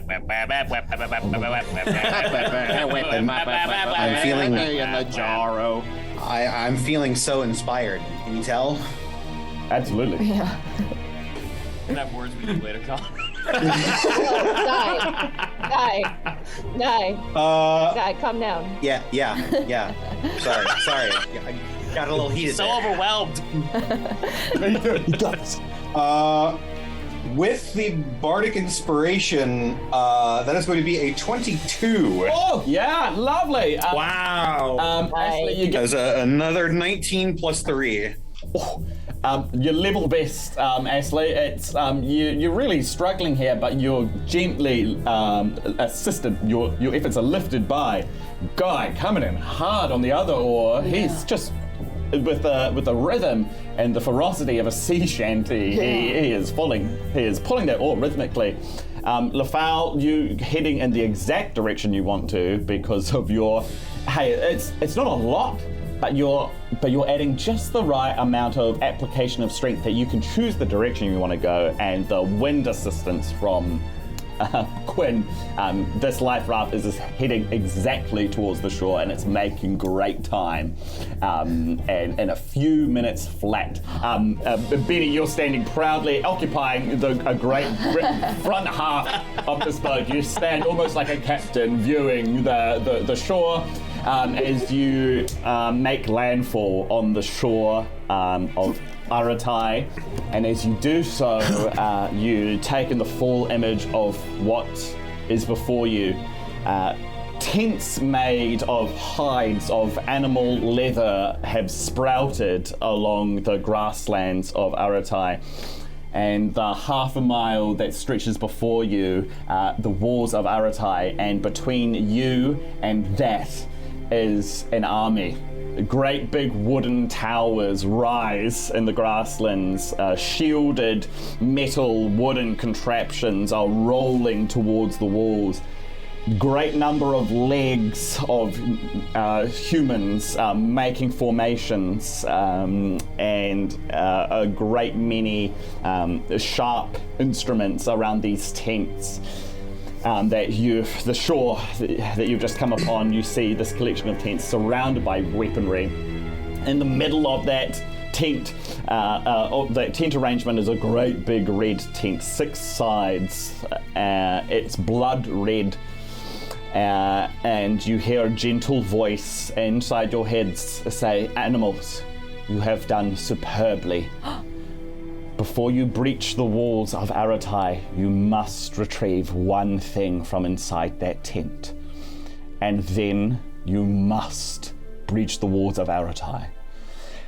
And we are going to take a minute break." Hey! Right on. Alrighty. So much. Unexpectables, thank you so much, Monique and Ronnie. You're doing fabulously. Thank you so much. I'm going to let you take a 10-minute breather. I'm going to let our viewers take a 10-minute breather as well. We'll be right back, and then we will see if you can indeed get over the rules of Aratai. Thank you very much. We'll be right back. Let's go, boys! Let's go! The Magi were wiped out by 6 terrible spirit gods, but one survived, kept alive by the vengeance-filled last breath of their people. The Magi has one goal: to destroy them all. This is The Last Magi, a comic written and illustrated by Sean Lewis. It updates every week, and you can read it for free at www.thelastmagi.com. You can also buy downloadable PDFs of each chapter as they release at drears.itch.io.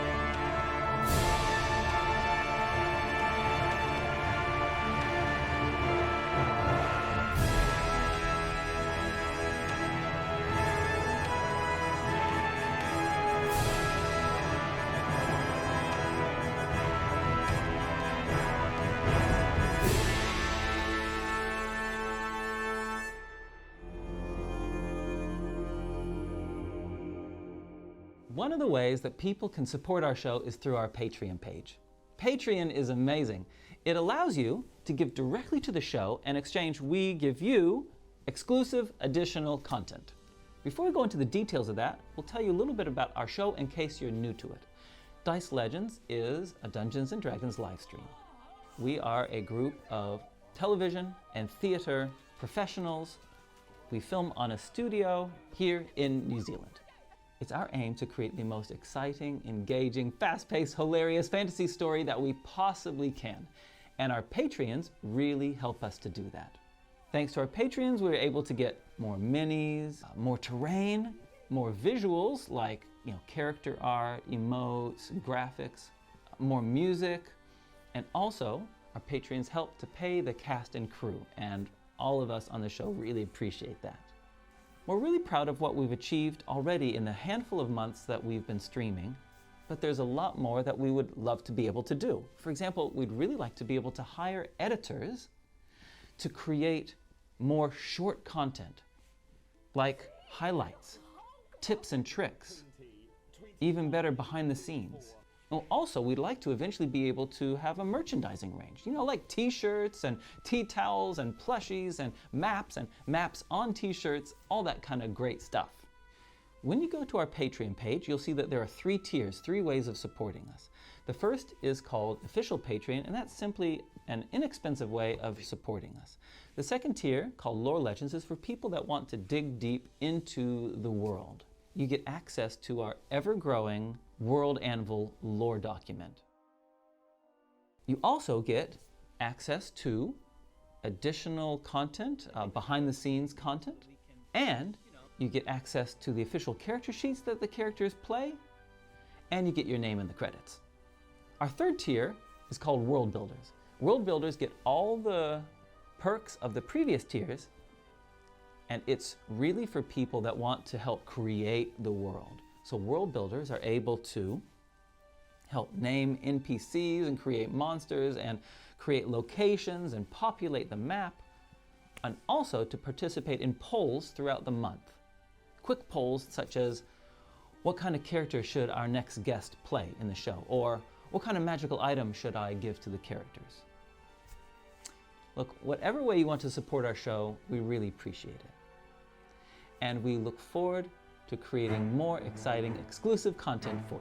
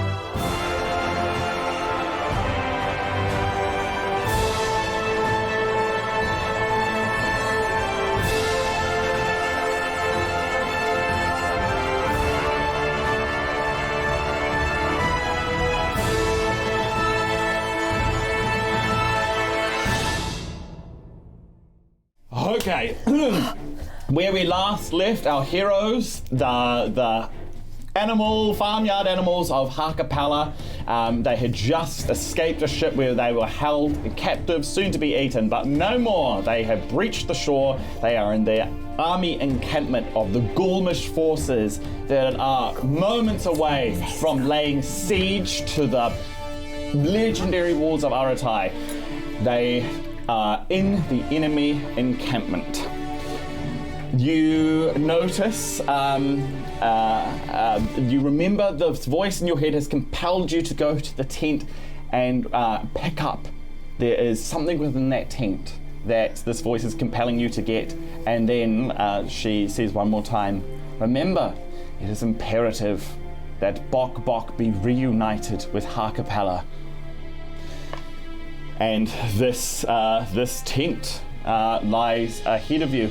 There's a lot of people here, but most of them seem engaged further along and towards the walls of Aratai, making formations in their strange human ways. There's not many other living souls around here. It's pretty bare around these tents. Yo, did you hear that? Something about a red tent? I'm colorblind. Who can see red? I look towards the fowl.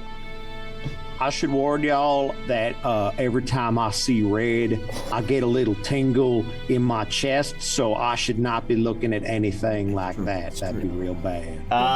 Benny, make a wisdom save. No! You fool!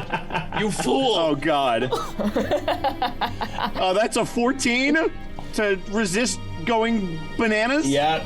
You see the dyed red animal hide, and you feel a corner of your mouth twitch, and a great big cloud of steam issues forth from your nostrils. Ashley slaps me with his hoof. Look at me! Look at me! Hey, remember Shannon. Remember Shannon. I remember Shannon. Remember Shannon. Just keep thinking about Shannon. I'm gonna keep thinking about Shannon and the boat. Who's Shannon? And the, I don't know, but it helps. Just for my just my own sake of curiosity, if you could elaborate on who exactly Shannon is. Yeah, so Ashley doesn't know who Shannon is, but Ashley remembers seeing a sign that said, Shannon. The name Shannon. The name Shannon on a street sign. And Ashley just goes, oh, that is what I've always thought that Quinn was named. So... Oh my! Yeah. Okay. Oh my God! So here's what you remember the name Shannon. Ashley keeps repeating the name Shannon. Shannon is the grain supplier that visits the farm every now and then and bundles you up with food and hay. Yeah. And Benny, you're a big eater, and there's nothing more soothing than the idea of Shannon. She's beautiful, but more than that, she delivers bales of hay. Gentle, always has a kind pat for you, Benny, and with your own sort of mental discipline and the words of Ashley, you manage to stop yourself from flying into a rage. I feel at one with the water.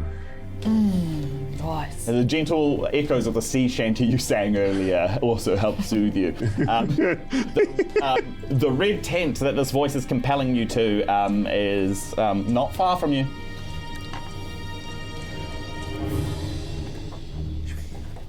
What do you do? I feel like this is the point in the book where we're doing an infiltration mission.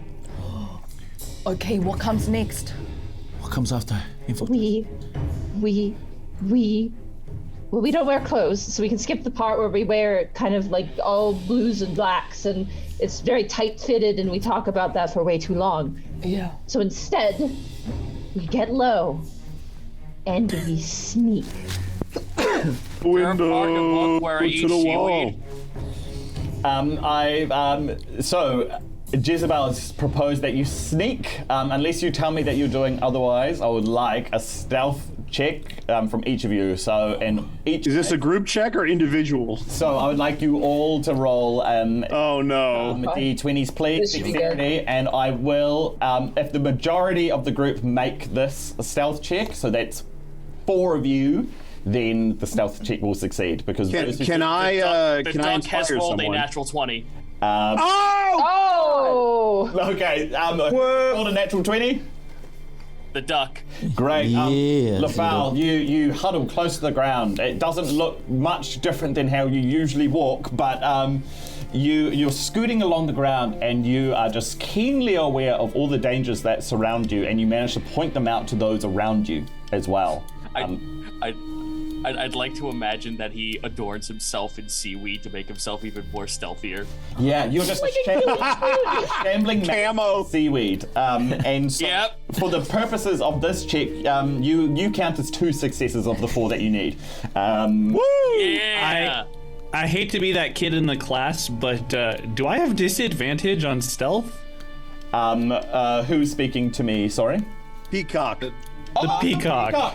Yeah, you asked. Yes. Okay. It only seemed fair. Yes. So, but you're absolutely right. You are perhaps quiet in volume, but loud in visual effect. Can you please roll that disadvantage? You're exactly right. Yep, that's a 7 for me. Well, it's not going to cut it. Who can we have some? What were our other dexterity rolls? 2. 2, not so good. 16. 16. Bok. Clutch. The birds are doing it for themselves. Bok is also managing to, you get nice and sneaky, point out little areas. There's little ropes that connect to tents that both Lafau and Bok are managing to help you avoid. Can I have the rest of the stealth checks, please? Benny rolled Jezebel. a 2. Another 2. Oh. So it's up to Jezebel. Jezebel rolls around in the mud and dirt and does like, the marks under the eyes like Predator, kind of like just readying up and like kind of like the camouflage paint, like getting ready. I rolled a 12. I seem to be in the middle ground for most of my rolls for this game. We need the success though. I don't know if it is. A fourth roll above 10 clinches your 4th success. Yes! Hey. Unseen, unbothered through the campgrounds, navigating all these guy ropes. Thankfully, Bok and Lafau are able to expertly guide you. Jezebel, you've read 5 different stories of infiltration missions where the MacGuffin sees before the heroine makes her dashing escape. You are at the red tent, and against the red of the animal hides, you see white hexagon shapes etched into the sides. It's not a great feeling to approach this tent, but the inside of the tent is available to you. Bok, what shall we do? I have a feeling that there's something in that tent that we need to get. But those shape thingies, I've seen them before, I don't...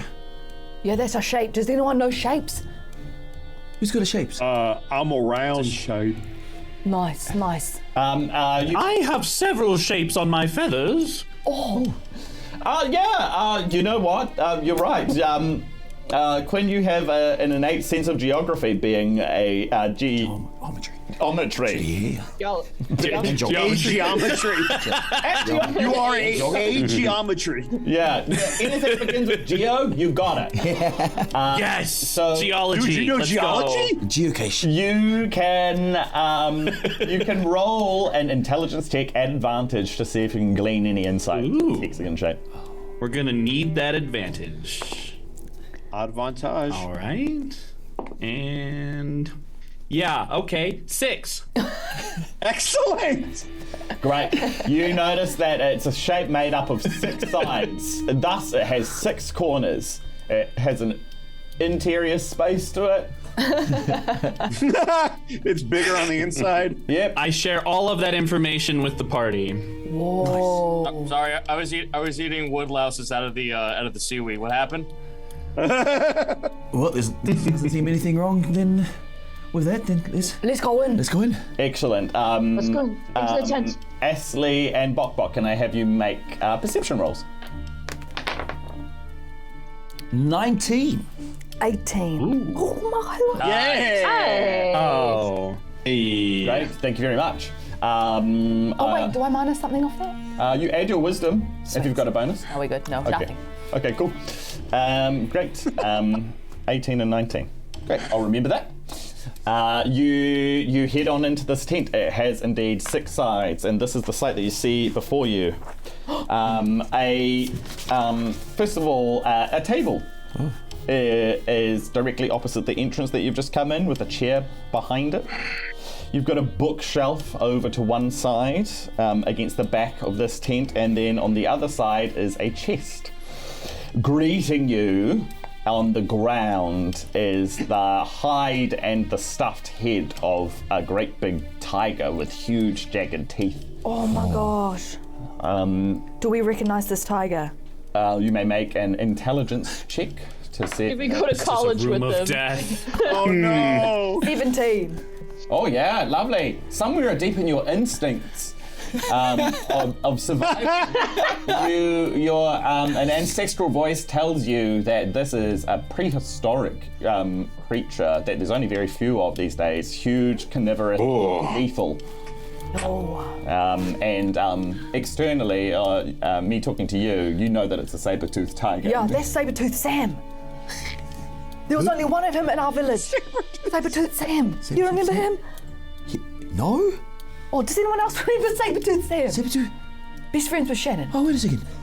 Best friends with Shannon. Wait, Shannon had a saber We went to fetch water. Apparently he mauled everyone. Yeah, man, he killed my dad. Oh, what Indeed. an ass. Legends are I think you would hold a grudge against that. and varied. Yeah. There's a deep anger wells within you, Ashley, as you believe that Sabretooth Sam was the one that killed your father. Yeah, he just like hooves his head. And then yeah. he apologizes because that's not the right thing to do. Yeah. Hey, look. But you're compelled with the memories of your dad. You receive inspiration. And also, I forgot to mention Quinn for taking it on the nose. You're exactly right. You did receive disadvantage on your stealth check, but with such role-playing honesty, I have to award that with an inspiration too. Ooh. Hey. Great. You trounce the head of Sabretooth Sam. Its great big fangs dig deeper down into the ground. Oh. Almost as though it were alive. But you can tell that. How similar in size is Sabretooth Sam to one of us? Like, which of us is the closest size to Sabretooth Sam? Most comparable to Benny. Large. To Benny? Okay. Yep. Okay. Very big. And it's resulted in a great big sprawling hide that occupies a lot of this tent space. I have a plot cooking in my brain, but the problem with being a sheep is, am I smart enough to think of it? You're a pretty smart sheep.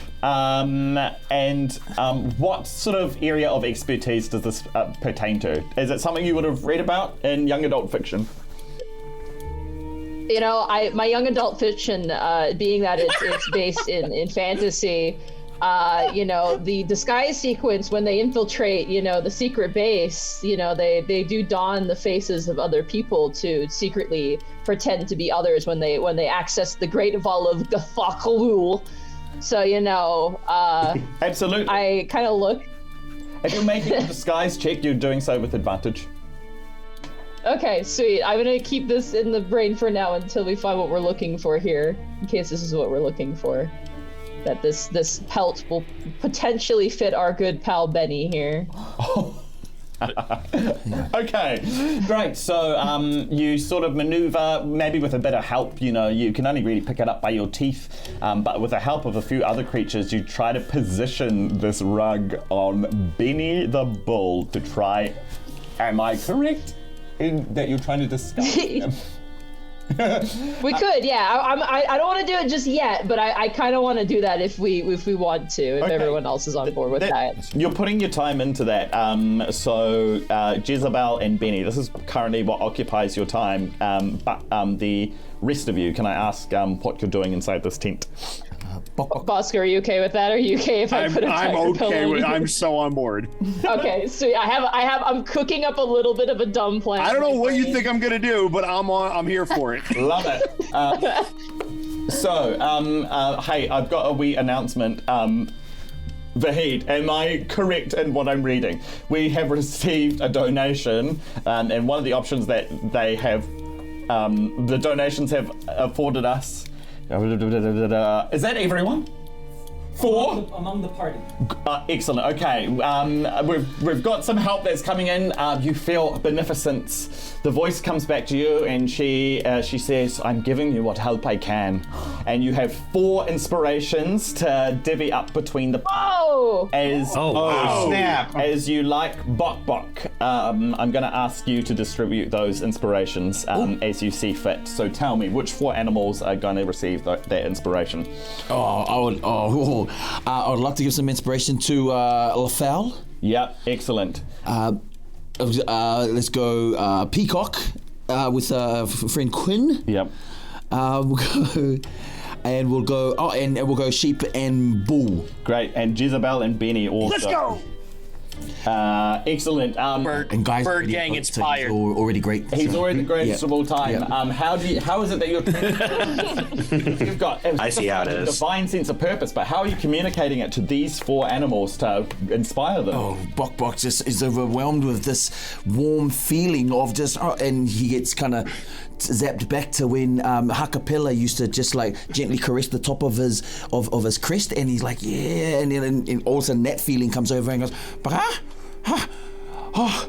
hey guys, can I just and then he just walks over, touches them, and as he touches them, he just feels that warmth also. Yeah. Overcome them, and like, and he's like, the warmth of your breast, as you as you approach them, the feathers part and your warm chest bumps up against all of Jezebel, Benjamin, Quinn, and the fowl. And with a chest bump, this transference of warmth. And it's to the tune of. And it feels super groovy.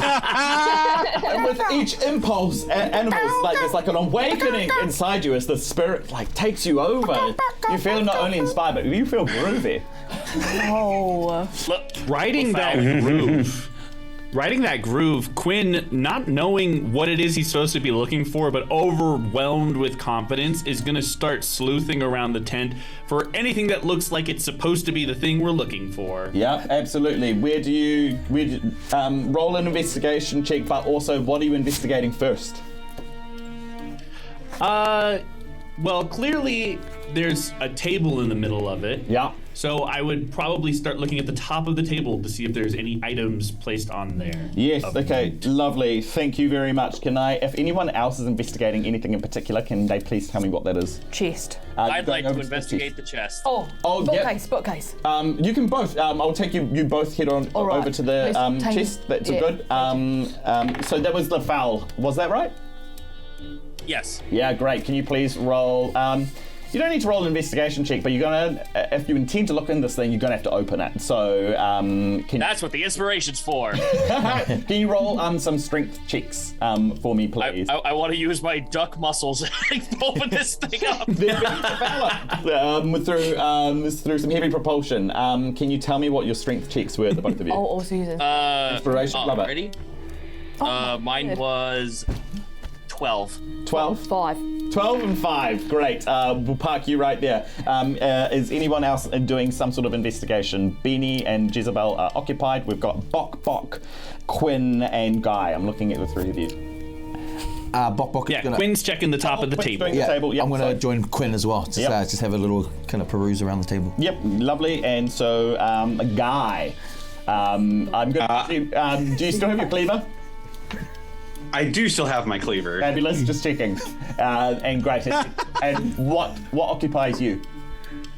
I'm going to be keeping watch at the front of the tent to see if anybody's coming our way. Thank you very much.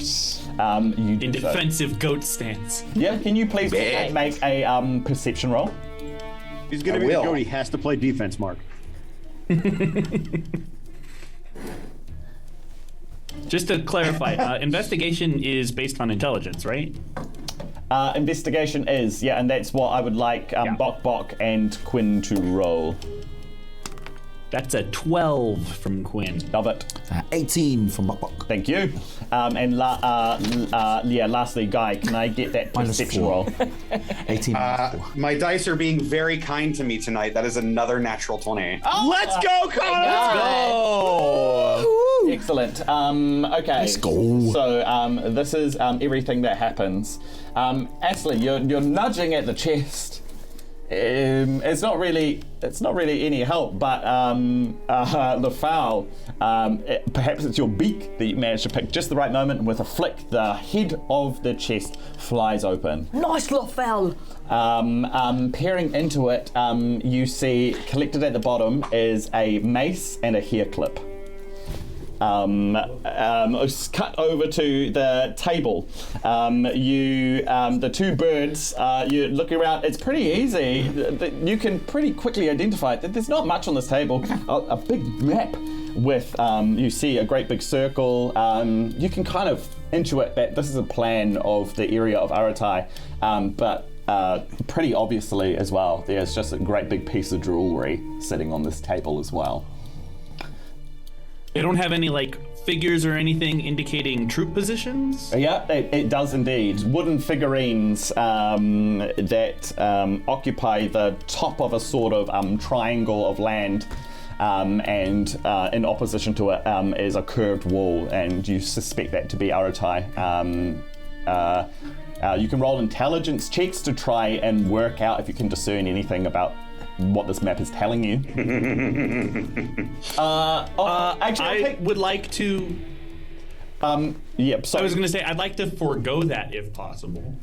What was your... just start moving the pieces around. You absolutely can. Bok, if you're intending to roll before all these pieces get scattered.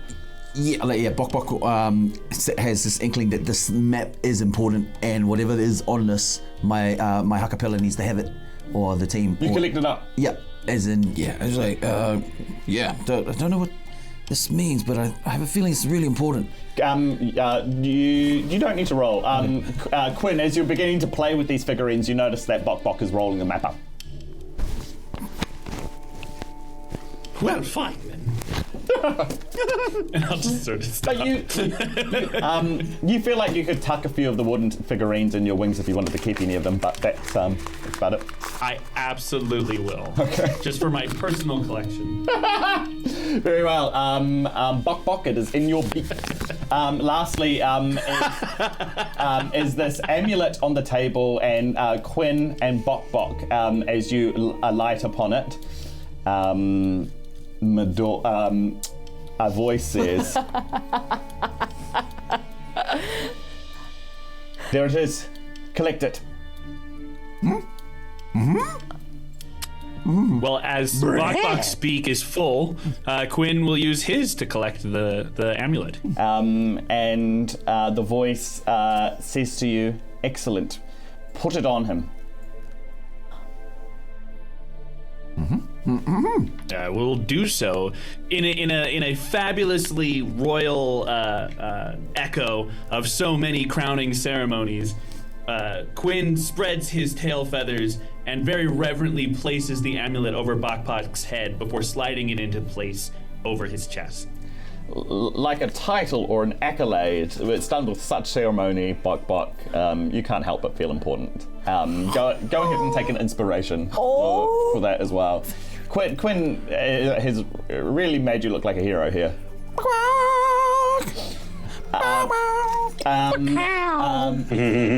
Esley and Lafowl, you just opened it up to find treasures inside. Lafowl, do you see that? It's so shiny. The hair clip. He's looking at the mace. Oh.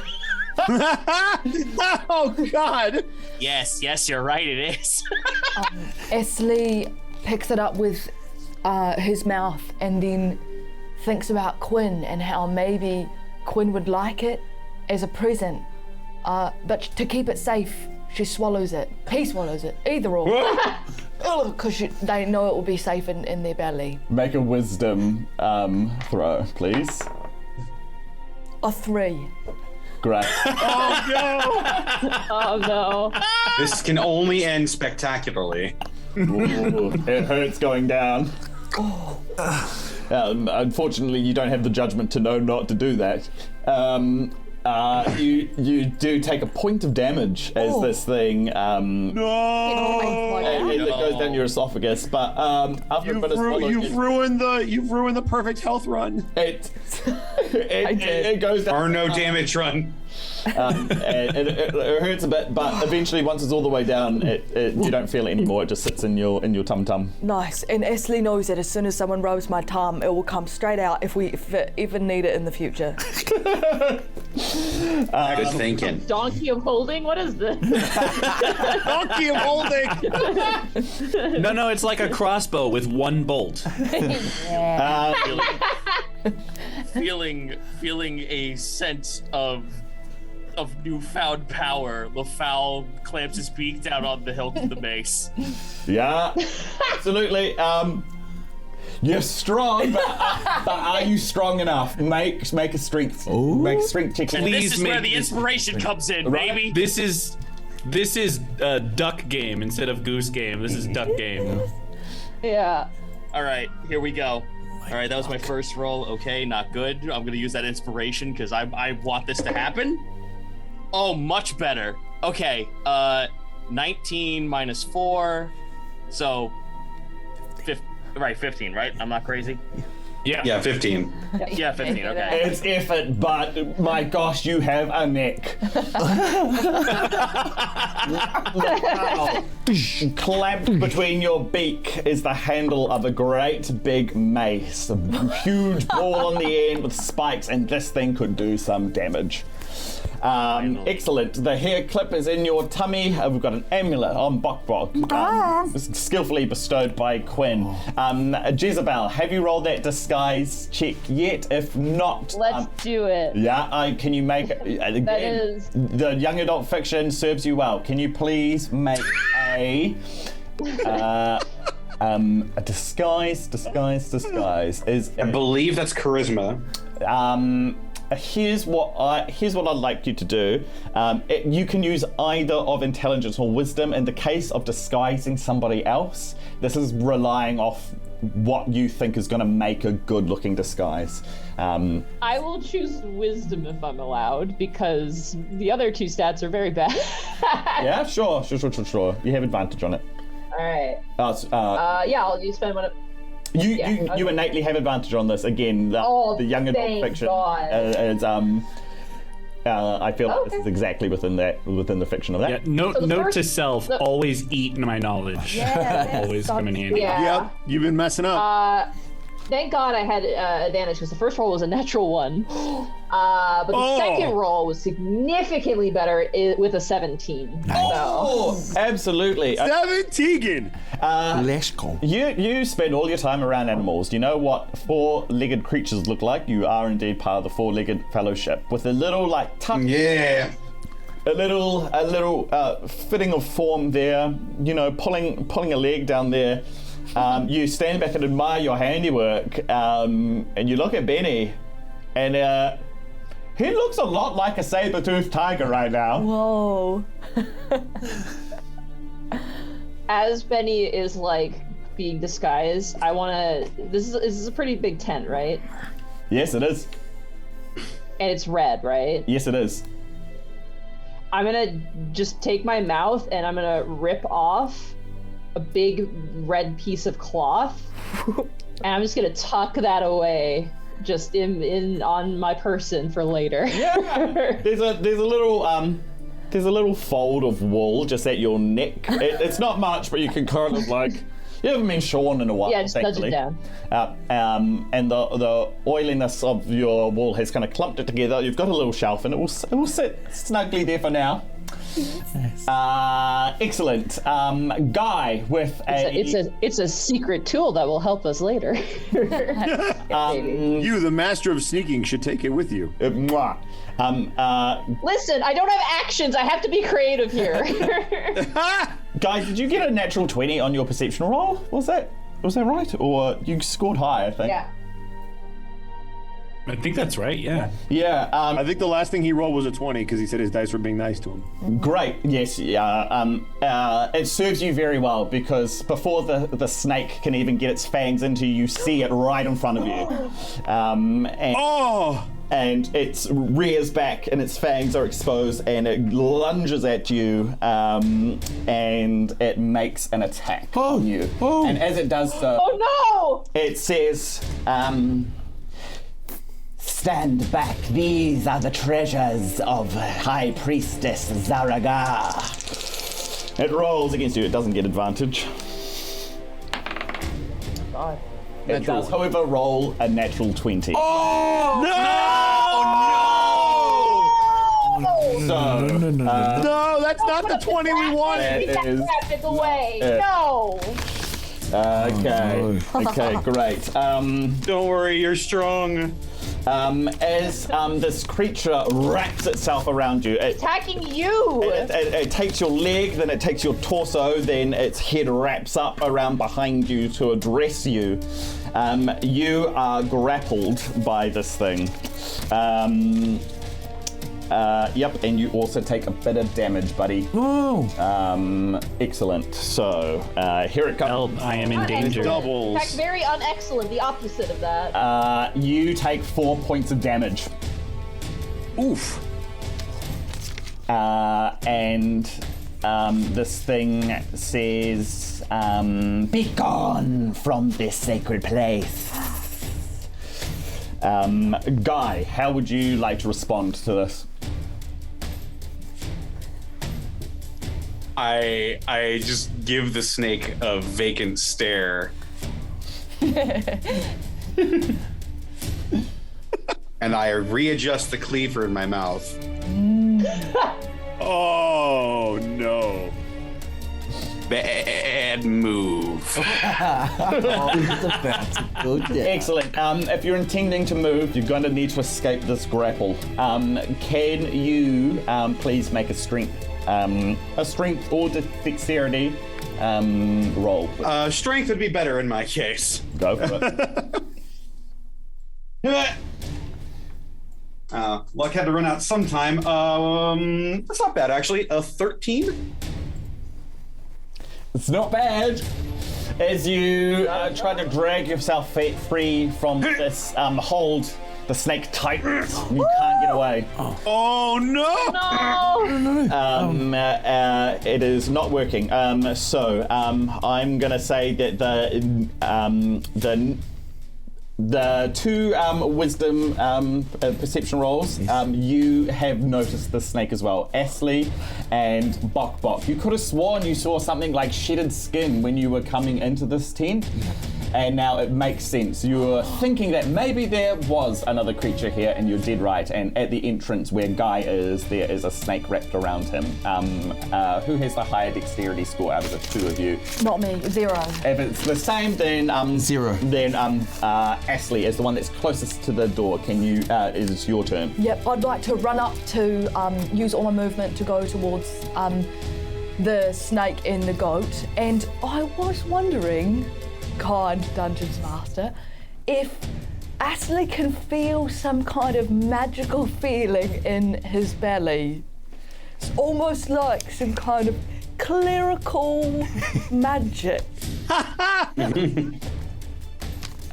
The voice that's in your heads, comes back. Oh, what am I saying? Yeah. Comes back. Comes back into your head. Yeah. And then you hear a go on. All right. Oh, what was my? All right. What do we sound like? Yeah. All right. Kiwi. So what Astley does is he kind of just summons something from inside. It's almost like acid reflux, and then like out of her mouth, almost like a burp, comes a sacred flame, and like burp flames onto the snake. Is that okay? The snake wrapped around the goat, bearing down upon him. And if it wants to stay in this grapple, it has complete disadvantage on this dexterity saving throw to avoid the sacred flame that has just erupted from your maw. And do you have to beat my armor class or my imaginary cleric level? What is your wisdom score? 0. Okay. Well, so it's just a flat 10 that this thing is looking to beat. Okay. Oops. It's bearing down upon this guy. And then it goes into shadow for a moment as a great big holy ball of fire closes in. It's unsuspecting. It has no clue what's about to happen. Can you please roll a d8? Oh, yeah! Oh, my goodness. Let's go, cleric donkey! 2. Okay! Do I plus my credit? You plus nothing. Okay. All right. Plus nothing, and you'll like it. Radiant energy impacts its head as it lurches forward. It looks back at you. It coils around to you and goes, "What was that?" I don't even know. I don't know what. Bok sees, and Bok wants to, like, all of a sudden his claws just come up, and he wants to like dart straight down and latch onto the snake's head. Get him. Right? With his claws. Yeah. Oh, don't you dare touch my friend with a 5 plus Minus Well, four. Not my strength? Is it strength? It's plus strength. It's minus 4. It's 1. It's a 31. Get the duck with the mace in there. A fireball, radiant fire impacts, and the snake turns around and bears down upon you. Ashley, what was that? As you two lock eyes between you, a bullet just goes right past you two. Just a flash of red as something impacts the king wall. To the side, the snake, the snake, you're both gonna go. What the hell? What the hell? What? What is? Snake us again. What was that? I'm okay. A distraction. Oh, as you say, that was a distraction. We pivot over to Benny and Jezebel. You two are you are next closest to. Oh, you know what? Actually, it's LaFowl that's next closest. Yeah. LaFowl. I was like, wait. Yeah, it's you, buddy. I now have the power. I now wield the power to get all the worms at the pond. This one's just a bigger worm. You're no stranger to worms. I am gonna flap my wings and bear down on top of this thing with the mace. Oh my word. I'm gonna club this thing. Yes. We've already established that you're able to carry and lift this thing. So as you try and get some height, gravity's on your side. It's a straight up strength check. It's still hard if you want to hit this thing square, but you don't have disadvantage on it. Cool. Here I go. Good luck. A 14. Oh! As the snake is bearing down upon you now, Ashley, bonk, missiles past. As he looks to see this thing that's just, he doesn't see the mace that is now suspended upon his head that just drops with a great big plonk on his head. Can you go ahead and roll the D6 worth of damage? Sure, one moment, I gotta go grab one. Here we go. Come on, let's go! All right, middle of the road, 3. Ooh. Ooh, it's nice. The snake looks thoroughly hurt by that. Go for it, Jezebel and Benny. What are you doing? I pull up my bazooka that I've been storing. No, I'm just joking. Where did you get a plus one bazooka? Internet. Oh, jeez, it's every sheep comes with one. Is there, very important question. Yes. Is there a bow and arrow in this tent, or a bow in this tent? It's a tent during wartime. It's not out of the question. Okay. I'm gonna give you 50% chance here. And if we roll above 50, there is indeed a bow and arrow. That is a 92. There is Yay! nice looking bow and arrow. Ooh. Oh, nice. I grab it with my mouth and I throw it at the snake because I don't know how bows work. Right. You'll have to choose the bow or the arrow. I'm afraid. I'm throwing the bow. Right. Because I You pick up characters always have a bow in your teeth and you try to toss it at the snake. Can you please make a strength check? Sure. This is gonna go great, I'm sure. Oh, actually, I have a very good strength score. I thought this would be minus. 14 as well. 13 plus 1. The bow kind of really does just split the air. like a disc. You throw it, you get the right amount of head flick, and it actually hurtles towards the snake. Can you roll a d4? Sure. 1 point of damage. Right. You see a spot of blood start pouring from a dislodged scale on this snake. Call that a boa constrictor. As that happens, wow, well done. Yes. Great. Excellent. Over to Benny. All right.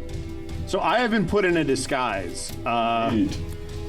Would I have the intelligence to know that a disguise means you shouldn't sound like yourself? Do you think you would? I think Benny's heard a lot of voices in his head. Okay. And he's heard a lot of people. So I think he would be able to put two and two together. So he's going to turn around. He's going to see this snake attacking his friend. And he's going to go, well, you get away from me, friend. And he's going to charge towards the snake. Okay, you're making a contest against its perception. Can you do... I want a performance or persuasion check here, and it would usually be charisma, but also broadly for the table, if you can rationalize some other score being part of your checks, I'm open to it. But yeah, persuasion, please. Got it. I can't. That makes the most sense. This is just going to be. Come on, Benny. Oh, that is a. Oh, I have a minus though. 12. I was so excited. Okay. Wait. Can I use? Wait. Did you say wisdom? Was wisdom on the table? I don't know what the case for wisdom is. No, I don't know what the case for wisdom is either. I just wanted to ask. That's a 12. Lovely. Excellent. Okay, it's Let's go. It's opposed by the snake. Here we go. Come on. Scare him. What did you roll? 12. Oh no. What does it mean if they're the same? That's your call. You're the DM. Usually, but you're the DM here, so. I am. Yeah. I'm kind of thinking out loud here. Anyone got anything to tip the scales in either way? Has the snake heard Benny's voice before? The snake looks over and with such a convincing voice that there's something instinctive within it. It's going to make an intelligence saving throw. If it can work this out, then it's going to resist your intimidation tactics. The snake looks at you, looks at the ground that the rug used to occupy. Nice try. Doesn't work. Quinn, it's over to you, buddy. All this time that the other farm animals have bought has given Quinn the most insane idea. He's going to pluck one of his medium-sized feathers from his tail. He's going to leap off the table, doing a massive, fanciful spin, and he's gonna say, "Take this!" And I would like to make a ranged feather attack against the snake. Like a pickle attack? Okay, so you've just lost one of your own feathers and using it as a ranged weapon. You can make a dexterity-based attack using Thank this. It's gonna be light. But that is a 12. Does he get sneak attack damage? Sneak attack. I mean, all of my allies are next to him. Yeah, there's an ally within 5 feet. Wait. Hold on. I would like to use inspiration, if I may. Yes. To give myself advantage. Absolutely, you can absolutely do that. All right. Well, it's a 12. Right? The second roll was worse. This 12 is gonna be great. Do you, as your feather, as you kind of spin around with a claw, sling this feather right to it? The feather travels through the air, and you see it clip the snake in the eye. This manages to deal a point of damage to the snake. Nice, Quinn. I want everyone to know that I was physically incapable of actually doing damage to him any other way. So I will take it. You've done it. It's back around to the snake, and it looks haggard, but it's still got a bit of life in it yet. So it goes for its now it just tightens its grip on Guy. No. Go. He just let. It will have advantage on this. No way! What is that? No. What is that? This is the second time I've done this on Dice Legends. It rolls 2 20s. Whoa! No! Did we just get rolled 20'd in real life? Oh no! There's not the greatest of all time. I'm so there's no bargaining on this one. All right. Damage time. As it wraps around you, you feel the oxygen just absolutely squeezed out of you, Guy. Guy just lets out a big goat. Oh no! 16 points of damage. Oh my god! Guy! I am dead.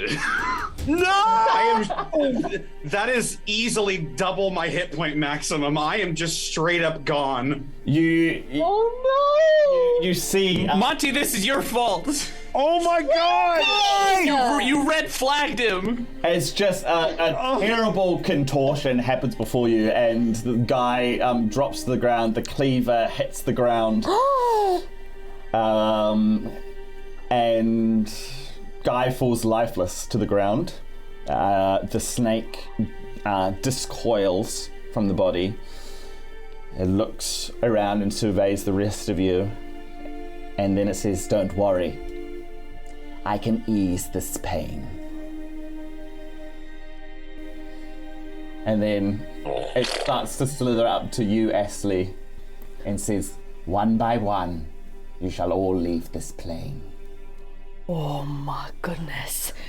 Ashley looks around at at all of the animal friends, and then he can feel a collective anger, sadness in the air. He looks straight over at. What is my voice? Look straight over it. He looks straight over it. It's alright, you're doing the same voice as me. It's so good. He looks straight over at Jezebel, and then he goes, "Jezzy," chuckers the arrow, and then as Ashley's trying to get Jezebel to throw the arrow over to Ashley. Jezebel, are you on board with this action? Yes, absolutely. You can make a dexterity or strength throw to get the arrow over to Ashley. You got it. Dexterity. Come on, Monty, let's go. And as Okay.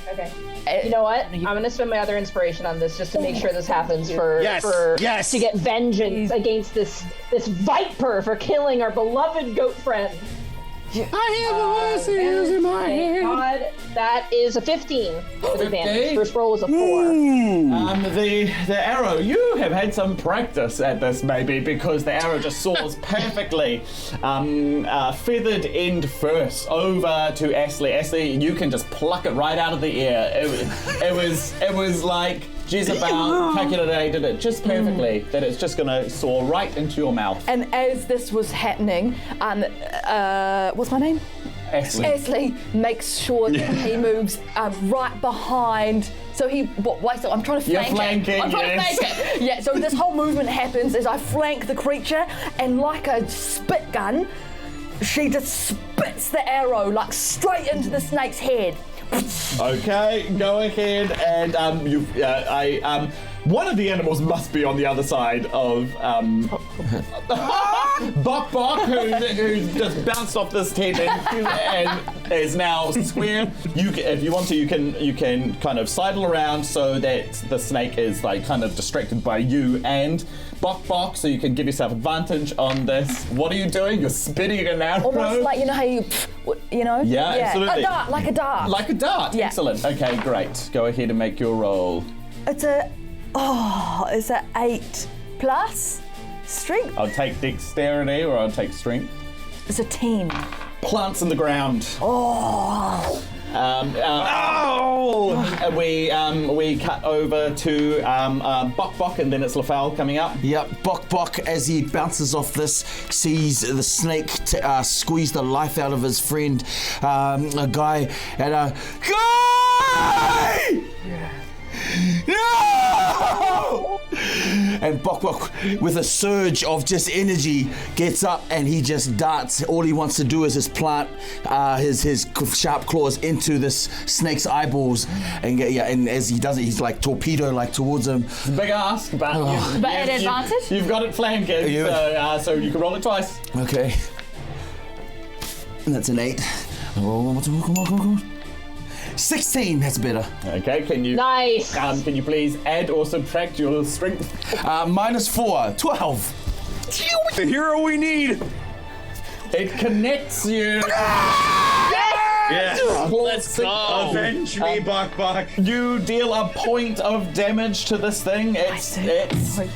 You see something like fear come into its eyes. It's still up, but it's worried now. Lafal, it is over to you. As it kind of thrashes about with a chicken stuck in its head. Put me in a position where I can flank. Yep. Flanking! This thing is surrounded. You absolutely can. You can find a position whereby you would have a flanking bonus against this thing. Excellent. Here I go, swinging a mace again as a duck. Yep, go for it. Okay, well, natural one's not good. Oh, no. No, hold on. It's not a nat 20, it's a 19. Oh. -4. And it's absolutely a hit. Can you go ahead and roll your d6 of damage, please? Oh, I'm so bitter at that that 19, but here we go. But I'll take max damage, 6. Sunk into this thing's head. It's thrashing around, and you all saw what happened before, so you know what's about to happen now. So you're a split second before this thing begins to plummet from Lafal. You have a sweet second to get out the way. Yep. And as you detach, a mace just comes down, and you hear a crack as something like bone has just split, and the snake, once full of vigor, says, "Meh, Zara," and it lies limp on the ground, right next to Guy. You have vanquished this snake. We need to get out of here. Guy, can you please make a death saving throw? Guy. A death saving throw? Yep. I assumed I was just straight up dead. 16 points is triple my HP maximum, but I'm not gonna look a gift horse in the mouth. Death saving Roll throw. it, Connor! Oh. What is Ashley's the 10? donkey, actually. Wait, what? A 10 is not bad. A 10 is a success. A 10 is a success. Unless anyone's intending to help, you might as well just make all your death saves now. All right, here we go. Unless there's anything anyone can do to, Well, because I didn't read any medical books. I don't suppose bards can inspire you when you're dying. No. Ashley, sorry. Well, because I've swallowed an amulet of Medora, and because I had miracle powers, can I try using a healing word? Look, to use a spell like that, no, not happening. Spare the dying? Cantrip? Sneak it away. just the look. But I might be able to manage. Okay, look, you're gonna have to make a wisdom saving throw. It's gonna be a difficulty of 11 to beat this, and every time you fail, we're gonna get Guy to roll another death saving throw. Okay, here we go. This is for you, Guy. A 16.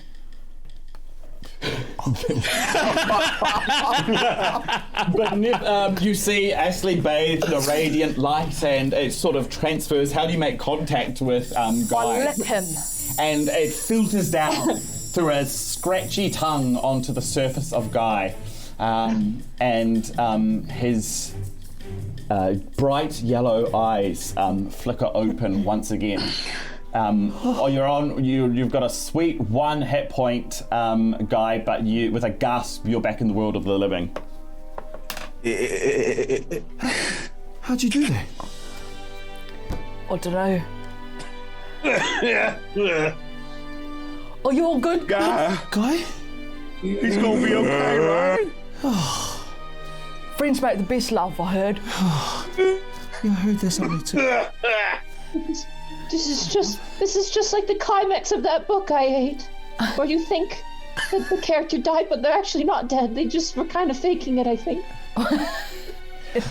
Indeed, you've had your a savior moment, Guy, and you've seen the gates of heaven, and you've returned.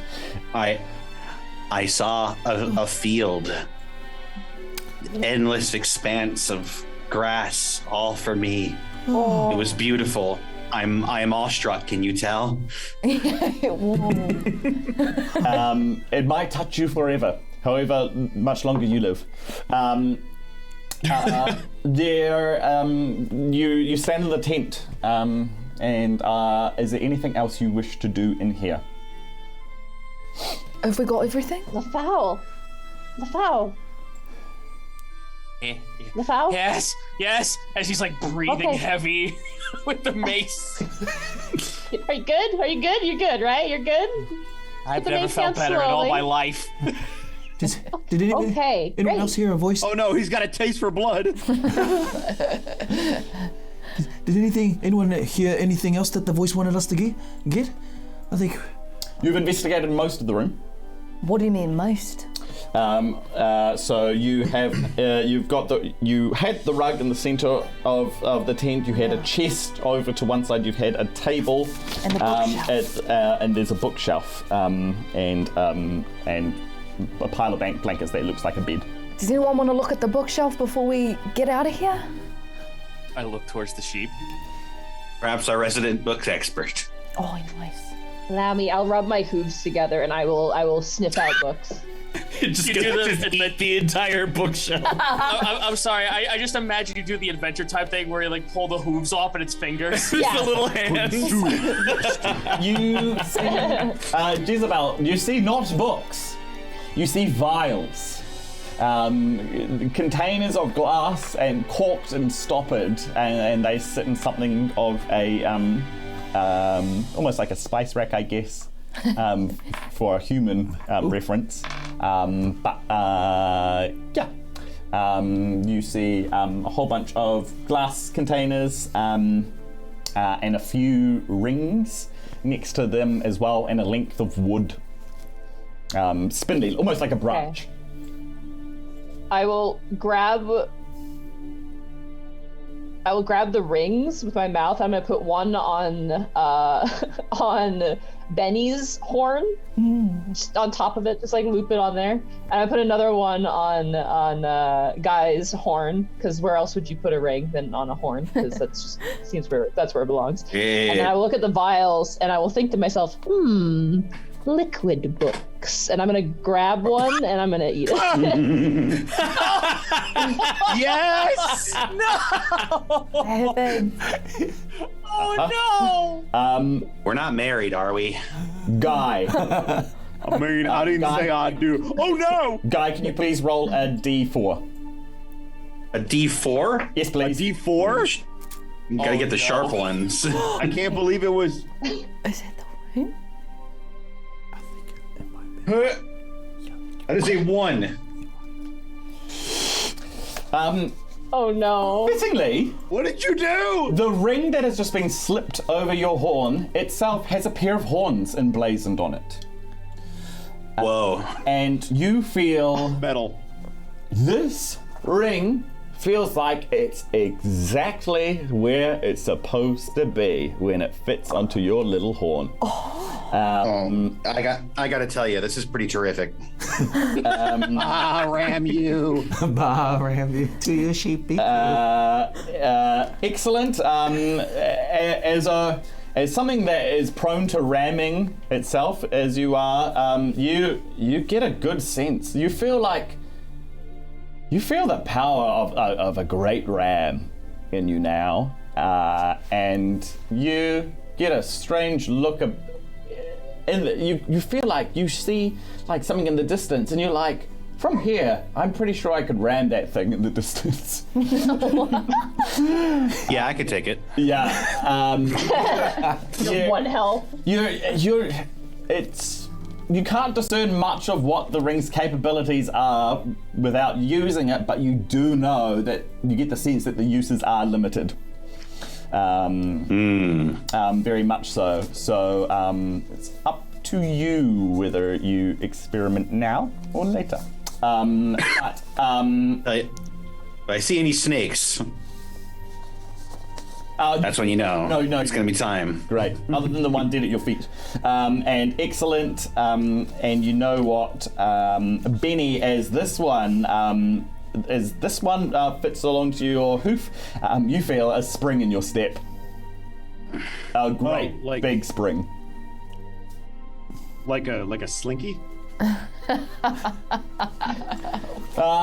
You feel a bit more powerful than that, and a bit more taut than that, a bit more tension than that. A mighty great big spring in your step. I got hops like Jordan now.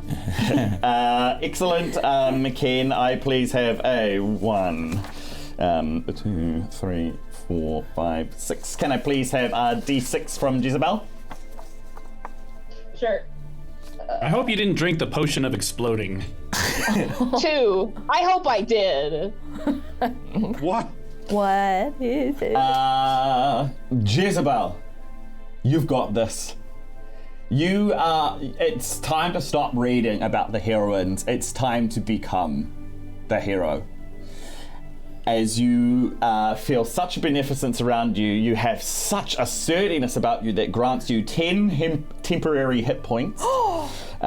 You are assured of most anything that you set your mind to. You effectively can roll a D4 and add it to any roll that you make for the next wee while.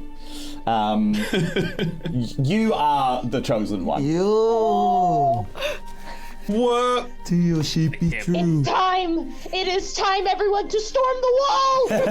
We must return Bok Bok to where he belongs! Yeah. No longer will we be under the yoke of man! We will rise up, and destroy this dystopia, and bring forth a new era of feather and hoof!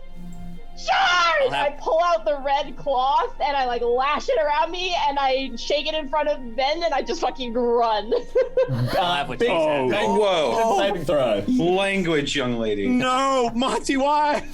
All right, you were doing so well. Can I choose? You're allowed one. So if they are going to wave that in front of Benny, can I narratively choose to fail so I can go into a rage? You absolutely can. Yes. So let's storm the castle. Okay, great. Benny's eyes are going to go wide, and all of you will just hear a. And he's going to charge. You have the full effect of a barbarian's rage right now. Yes! I'm a oh my goodness. Multi-class! Great. Barbarian. Barbarian. Jezebel just plucked a vial from the bookshelf. Betty's in a rage. Guy's just been bestowed with this ring. Any other actions in this tent? Nah, I'm just gonna. I noticed that everyone's going. I just kind of reference people to hop on my back so we can follow on. Yes. Yep. Great. Let's go. Quinn and LeFou. LeFou.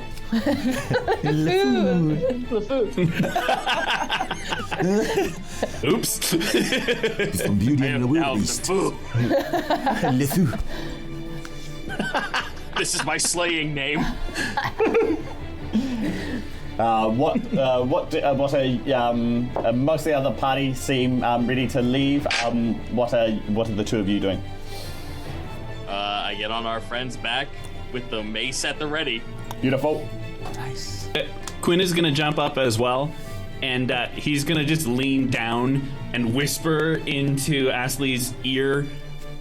That was the most inspiring thing I've ever seen. You were bathed in such radiant light. Glorious. I will follow you into battle any day. Ashley just says, Quinn, rub my belly. Rub it. Just the belly. He does so.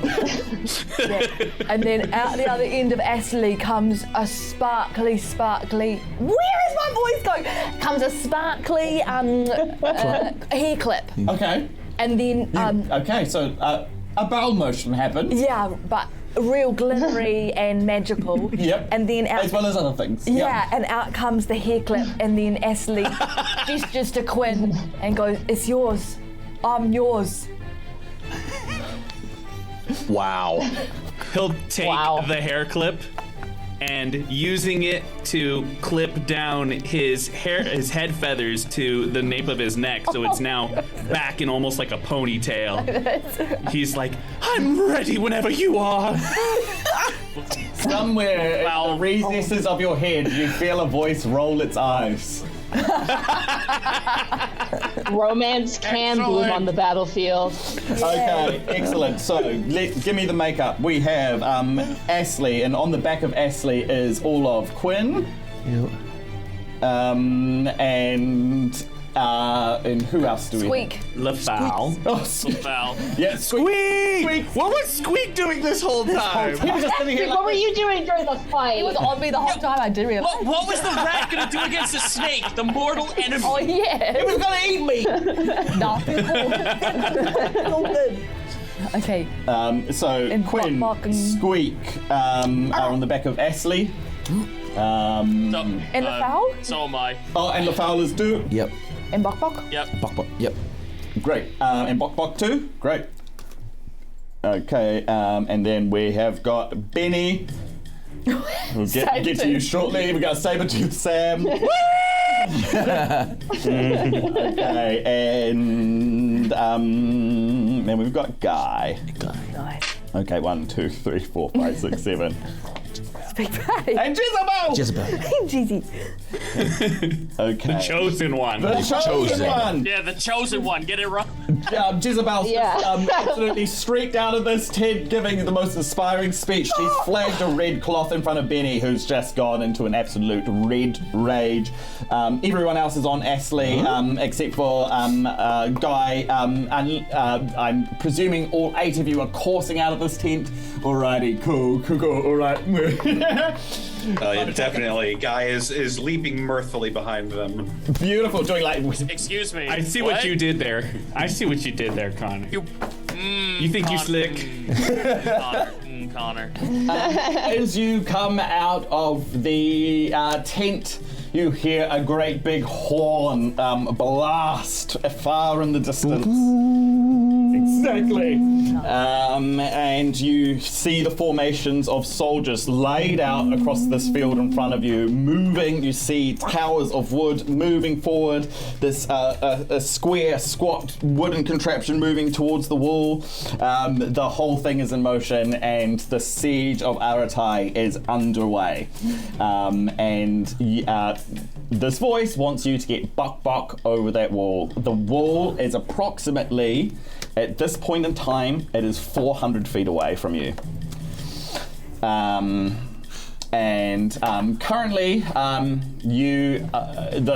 all the action is happening quite a distance ahead of you. Yeah, what are you doing? So we're charging all out? We need to get you over the wall. Okay. When we reach the wall, we could get. I've run this song so long. I have too much wool. We get to the wall. We can send LaFowl over with Bok because you can fly, and clearly you can carry very heavy things with your face. Yeah. I think that's a proper plan, but we have to get closer. before we can do that, I think, right? Yeah. Oh, anybody? Yes. With my newfound knowledge, I now have newfound powers. This conversation gets you 350 feet from the wall. As that is happening, you hear the release of ropes or the groans of wood, and overhead from behind you fly two great big rocks. And they hurtle through the air, and you see them streaking across the blue sky, and you see them eventually crash against the walls of Aratai. Oh, that would be a good idea. Use the momentum. I like that. Well, the walls are getting shorter. Wherever they've come from, it's a huge distance behind you. Nowhere in sight. Okay. Good idea, though. That was a great idea. What if you flew up and met the rock halfway, and then the rock momentum pushed you over? Or would that's quite dangerous. You know that would kill you. Okay, you said that. Don't do that. That is the most direct I've ever seen a DM be like, you would die. I'm just gonna be like, you're real, you would just die. That's why it doesn't say it out loud. All in here. There's no roll, just like there's looks no down check, at them. you're just dead. LaFau looks down at them and just goes, I'm gonna respectfully decline, and then hold the mace back up again. As you close in on the 300 meter mark, there is a tower of wood being wheeled by 4 soldiers, and at the top of this tower you see a figure. First you see a cloud, and then you hear this like split of reality, and someone appears in there. And you see them kind of like start swirling their hands around in this sort of motion, and then in the distance on the wall of Aratai you see a great big storm start to rise. Clouds, a swirling vortex of ice and sleet and rain. The archers that were previously training and about to take fire upon the soldiers outside the wall are now just absolutely engulfed by a storm of sleet. And this tower is moving slowly towards them as well, as you meet it at the 300 feet mark. Show that. I think we should aim for parts of the wall that have gotten shorter, but away from the storms. The rocks aren't having a good time against the wall. The wall's pretty sturdy. It's going. Never mind. But is there any kind of change? They might change. Is there any kind of a gate or an opening anywhere along this wall, or is it solid rock as far as we can see? You can see that all these forces are heading towards a great big gate set in the wall of Aratai. It looks pretty sturdy though, but at 300 feet you can't discern too much more. Got it. The sky is suddenly peppered with feathers flying through the air. They're coming towards the tower, but in effect they're also coming towards you. Oh. You can see them, brethren, and you've got more than 6 seconds to see that these things are coming for you, and you've got about a round to decide what you're about to do. Everyone behind the tower? Sure. All right. Get behind that thing. Bok and Astley head behind the tower. Does anyone do anything different? I am on Astley, so no. Yeah, I suppose my question is for Guy and for... Oops, where is it? For Guy and for Jezebel and for Benny. I will combat roll behind the tower. Excellent. You all go behind the tower in different methods of style. It effectively grants you full cover. You hear tens and dozens of arrows thunk against this tower, and then you feel a spray of arrows go past you. But they're all over the place. These people haven't aimed very well. They can't actually make their mark very well, and it's just a spray of arrows around you. You seem to be fine. Okay. Do we still have the bow with us? I don't believe so. Okay. I threw it, yeah. I threw it at the snake. I do have a cleaver. As you, this tower is kind of very slowly making its way towards the wall at about 20 feet per round. Nice. And is it a catapult, or is it just a tower? Just a tower. It's a tower. Okay. On wheels. It's being rolled, and there's someone at the top of it, and there's soldiers that are rolling it. As you approach the 250 mark, you are now rank with formations of soldiers, and with each soldier is a person who seems to be wielding some sort of stick. On the walls, as you see archers try and get out of the storm that's happening, anytime that happens, one of these people that's in formation is waving their stick, and great big bolts of light are coming out and streaking towards the archers on the wall, and they're being taken down one by one. Oh. Yep, that's what you see. Look, all I'm saying is that we could use Benny's horns as the anchor for a catapult. We just need the thing. Like, we could use the wall. We could go and steal a bow. What do you guys think? Could make string. You see some soldiers around? Yeah, holding bows? There's some wheeling this tower, and then there's formations of soldiers that kind of flank this. Some of them have bows, and they've got arrows stuck in the ground next to them, and they are beginning to take their bows, knock arrows, and then fire them back at the wall. We need to steal one. Okay. Who wants to do it? I'll do it. I'm made of wool. I could provide the bow string using my wool. True. Someone wanted to spin it into string. Any attempt at this? The wool comes off in great big clumps. Okay. Bok tries and... Quick, guy, use your cleaver to shave me. I just take some of it. Okay, here I go. Oh god! Oh god, it's everywhere! Stab. Can you go ahead? It's like a husky in the summer. It's everywhere. Can you make a sleight of hoof or sleight of a sleight of? I'll do the good old sleight of mouth. Right. Dexterity, please. My secret technique. Not bad. It's dexterity, you said? Yep. Then 14. Oh, right. Yeah, it's a fine shave, but you managed to carve off great big clumps of wool without doing any harm whatsoever to Jezebel. I did it. And you, at the ground full, just clouds of wool. What do I do with that? Can you use your fingers? Yeah, and like Bok tries to kind of... To spindle it. I'll clarify, Bok does not have fingers. Okay, come in. Claws. Uses his claws to just kind of spindle it out. Okay. So what do you can describe it for me? Bok just like clasps onto a clump, and then as he holds on tight to one, he just uses the other claw to pull it out, and somehow it just miraculously comes out as a string. Miraculously. Yeah. Are we in agreement that this would be a miracle? That's incredible. He has the amulet. That should be enough, right? Does it help? Does it help? Yeah, does he feel? Does the amulet not bestow sewing ability? No. Yeah. Oh, yes. You kind of you just mince at this wall, and it kind of separates into smaller, tinier clouds. You know what? If it doesn't do what you're miming, though. It doesn't become. It doesn't become like a string or anything. Bok has a thought. If someone can distract one of the soldiers, he's just going to try and clamp onto the bow and arrow and just like fly away, somehow attempt to fly away with it. Okay, lovely. I can do that. So let's go over here. So who said I can do that? Was that goat? Was that That's guy? me. I'm Guy. Yeah, Guy the goat.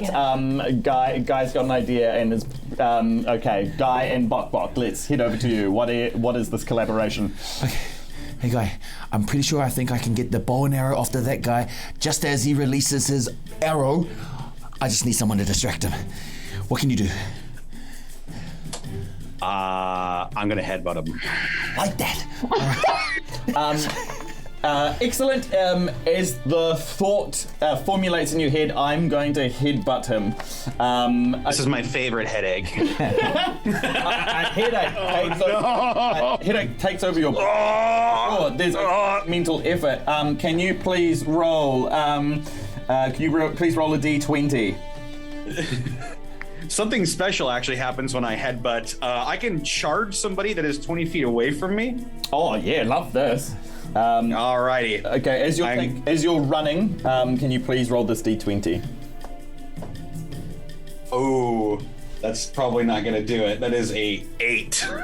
Do you have an inspiration? I use my inspiration. You get a plus. Hold on. You get a +7 bonus to this roll. Oh. A +7? Yep. Yeah.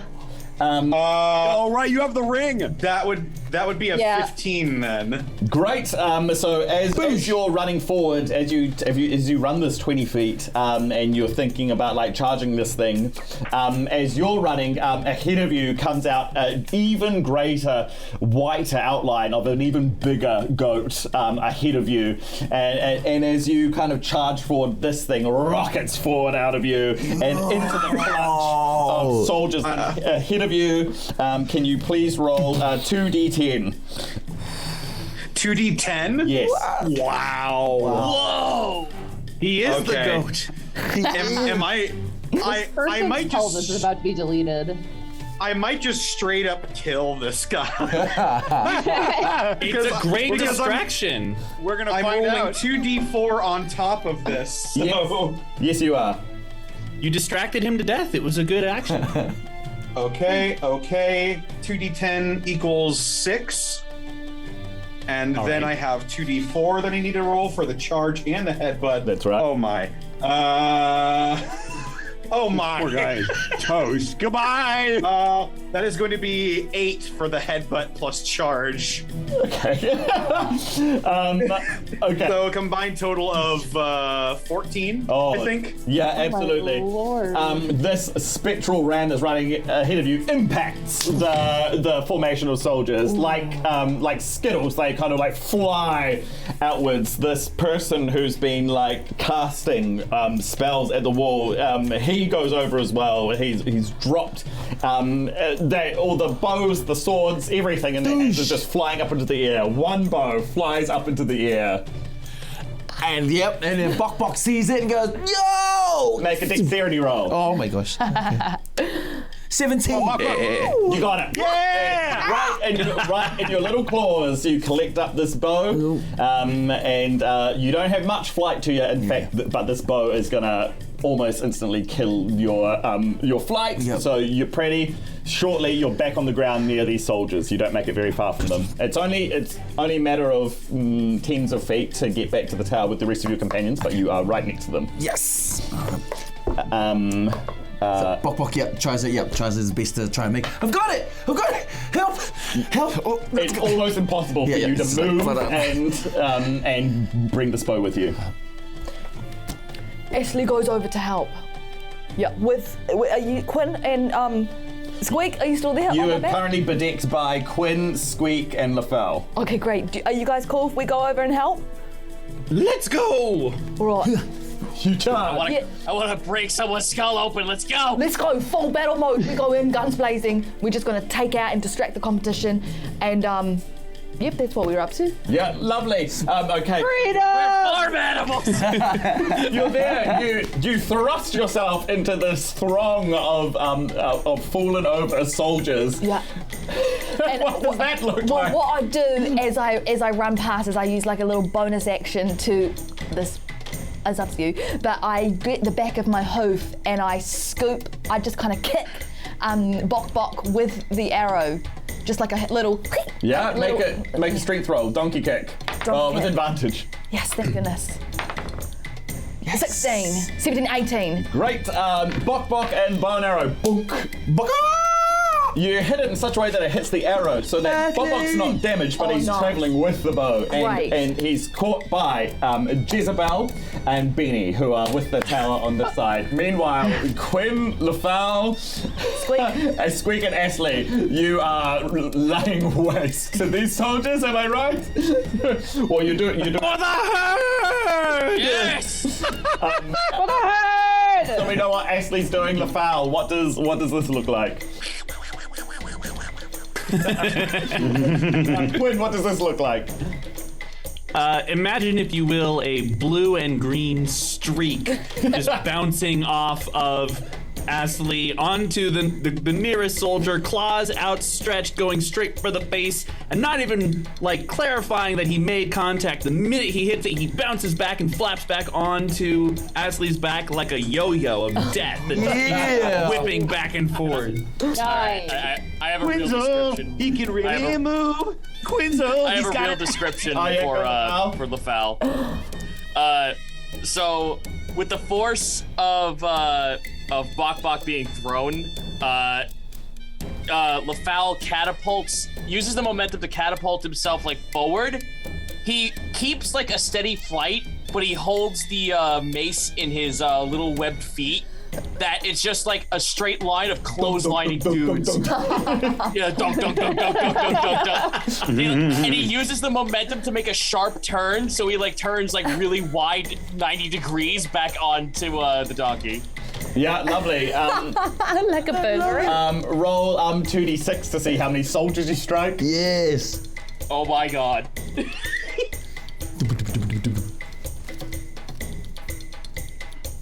Duck, duck, bludgeon. Duck, 5 duck, noose. plus 4, so 9. 9! Yeah, so these soldiers are just starting to get back up and like, dunk, dunk, dunk, dunk, dunk, and 9 to go back down. Yes. Let's go, LaFowl. Including, the one who had the stick before, he gets back up, he picks up the wand, and now he trains his eyes on. Oh, he trains his eyes on LaFowl.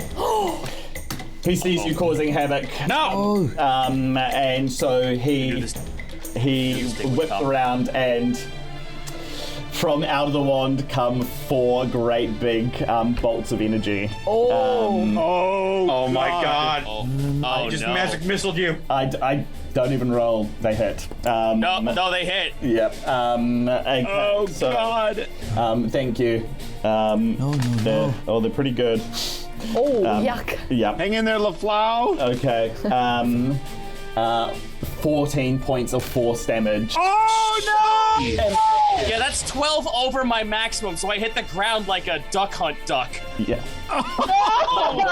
When this duck is like pressed against the ground, a mace lying artfully by its side, as this wizard just like it seems to be celebrating over the dead body of LaFowl. You could say that my goose was cooked. It turns on the rest of you. Meanwhile, what are Benny, Jezebel, Can I go first? Yes. Before Benny? Jezebel, yes. Okay.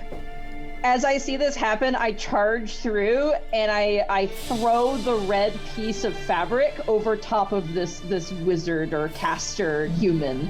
Just like charge in and then just throw it on top of them. Great. And then step out of the way. There's a streak of white, and then suddenly it's the same scene, but suddenly the wizard has this like red bit of cloth on him, and he looks down, and he kind of like paws at this like red animal hide. Then what happens? I just look towards Ben and I just. Then he gets the horns. I let the science happen.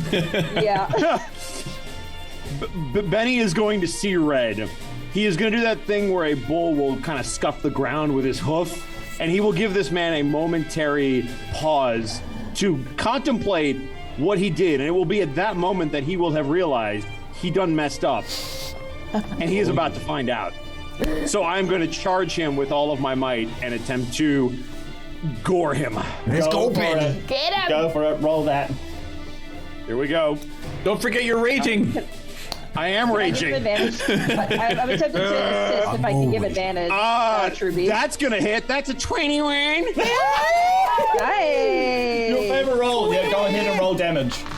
And that's going to be max damage for 9 points of damage as he go. runs in with both of his horns, aiming right for this dude's chest to pierce him where the red cloth was draped. Absolutely. As he's looking down at this red bit of cloth, he looks back up.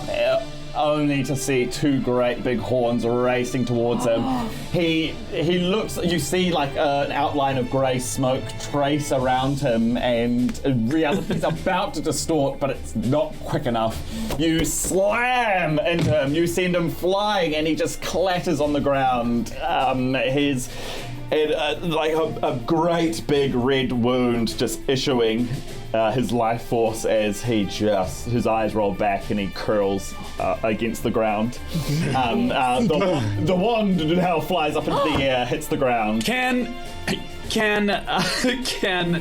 Quinn attempt to catch the wand? You sure can. Make a dexterity. Oh yes, please. Dexterity throw. You just can't help being a wizard, Mark. That's a 16. It's yours. The wand is in your claw. It's wherever upon your body that you need it to be. As all of this action has, I will catch it with my beak. Nice. Oh, beautiful. You're 200 feet from the wall. You've got a bow. The wizard has been taken care of. This formation is in utter disarray. The other kind of formation looks over nervously, and they're trying to work out what the heck just happened. Can we make sure that we have LaFowle's body with us? Is he? I don't know if he can death save while we're moving, but can we make sure we pick him up? Yep. I can carry him. There we go. Yep, you absolutely can. Okay, now, again, you see it, just feathers fly towards the air, and they are landing in your position. They're still not trained very well, but you've got 6 seconds before they are going to impact. Yeah, Ashley runs back to Bok with the homies, or whoever's on the back. Yep. Great. Back behind the tower. Yep. Yeah, we still can. Is that where you are? Yep. You can all get behind the tower again. Actually, yep. And you know what? It works again. You're all completely fine from the arrow fire. Yep. But hell yeah. They all again. It's a great big spray. It seems like they're not hitting their marks. Great. Okay. Now that you're at the 200 feet mark at the wall, you can see a great big squat wooden contraption and a whole bunch of soldiers around it, and you see the contraption start to shake as something like an impact hits the gates, and you hear a great big groaning of metal and wood at the wall of Aratai. Yep, that's what you see, 200 feet from the wall. Speak to me. Yeah, the lifeless body of LaFowl rests with Jezebel. They're despicable. Son of a bitch. So, I just saw what Guy did to those soldiers. Do you think Guy could probably get through that gate? There's only one way to find out. Then we make for the gate. You breaking for it? Yeah, we could. I mean, they're already softening it right now with that thing over there. They're trying to get in. Mm-hmm. We could help him out.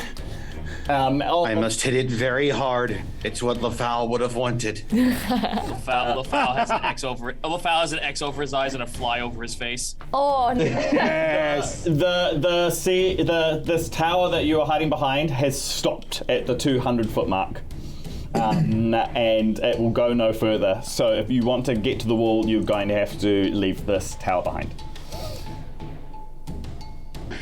It's time to make our stand. Can I keep Bok alive? But forward! Okay. You guys. Benny's gonna charge forward. Are you moving forward? Great, it's happening. Benny is. I was gonna ask, are there any shields in this tower from any of the people we just took out at all, or? No, no shields around the tower. There were some back at the formation of soldiers that you've sent into disarray. They're not dead. They're still in possession of those. Okay. No worries then. No worries. I just was curious that there was some lying around. Gotcha. There or not. Let's go. Okay. All right. Ashley maneuvers Bok onto Onto the back? Yeah, but they stay behind Benny for added protection for Bok Bok. Great. So all the animals trailing behind this saber-toothed tiger decorated charging forward. Okay, so can I have the running speeds of each of Guy, Ashley, and Benny and Jezebel? Because I think those are the only 4 creatures that are moving on foot. 40. Yeah, Benny I'm not capable of running. Yeah. I'm sorry. My God. I am at 0 movement. Is anyone 40? No, I am 40 exactly. I am also 40. Great. It'll take you 5 rounds to get to the wall. Okay. And you've completed the first round. Excellent. There's another formation of soldiers ahead of you with another wizard that seems to be flinging spells at the helpless archers on the wall. They seem to all skirted around the great big storm that was occluding them, but now they're getting taken out by these bolts of energy.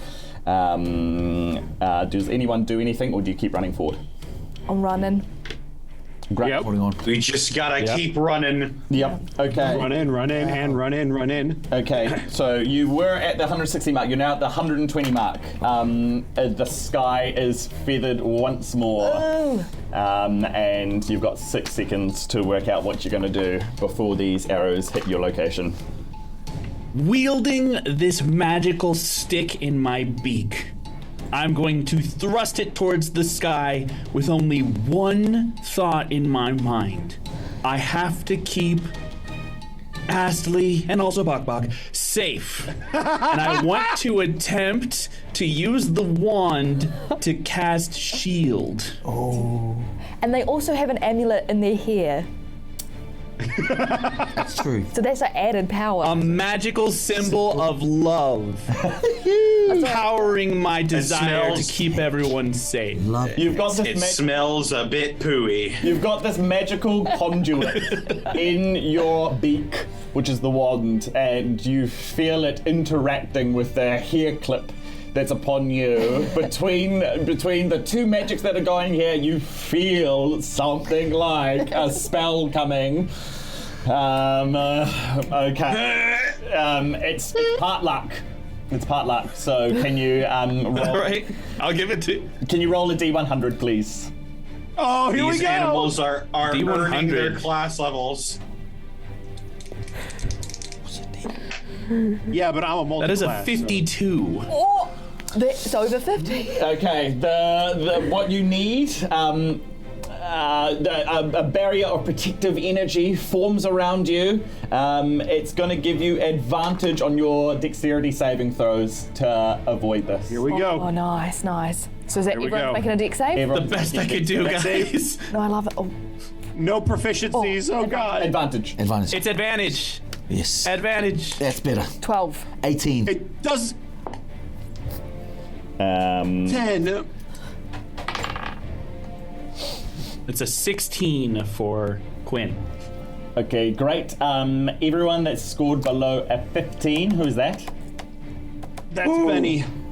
Okay, Benny and Ashley, you both take the following damage. Okay. It is, you take 4 points of damage each. I have resistance. I'm raging. You take 4 damage. You clear to the 80-minute mark. You're 80 feet from the wall.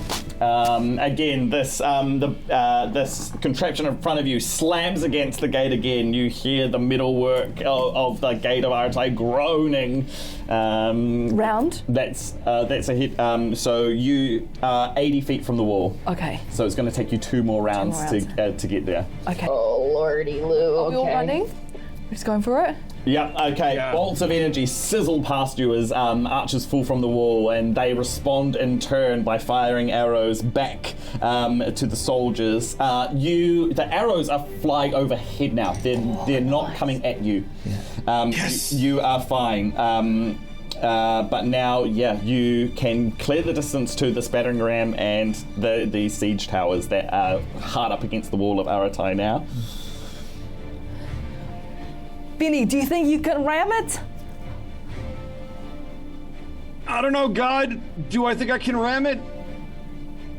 Do you ask God?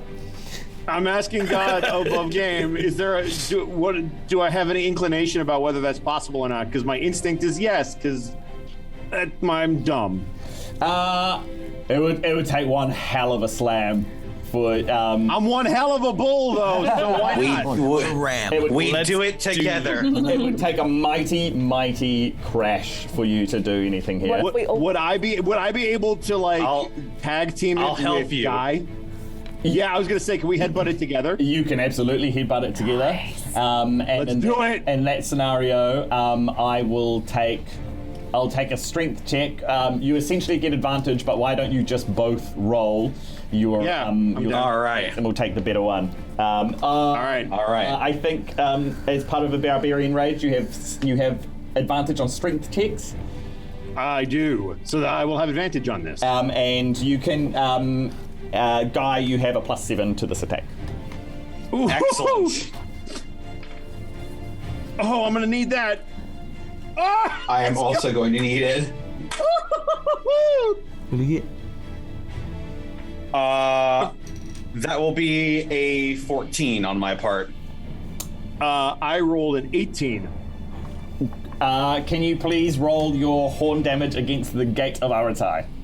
I sure can. I also get my barbarian +2 to this damage. Oops, let's get in there. Oh, I'm gonna need it too.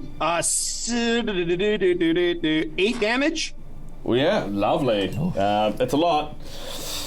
The wall is groaning as you kind of skitter over this weapon of war that's in front of you, but you sail over top of it and you lend your efforts to bringing down this gate. It's buckling. It's getting there. What's the rest of the gang doing? Oh, we'll just egg them on. One more. We're waiting for like the little gap, when it just goes. We're waiting for the gap so we can chuck Bok through. Okay, I'm willing to headbutt it again.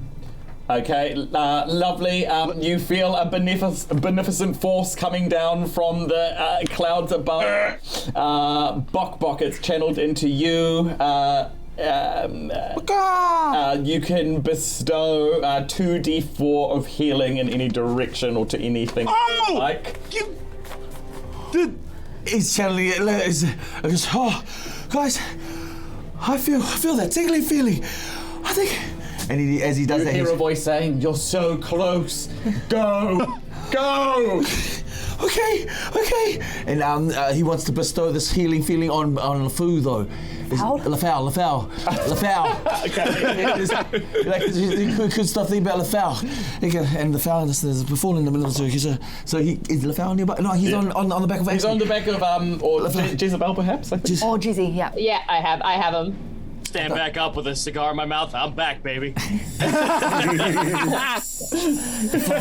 now Howard the Duck.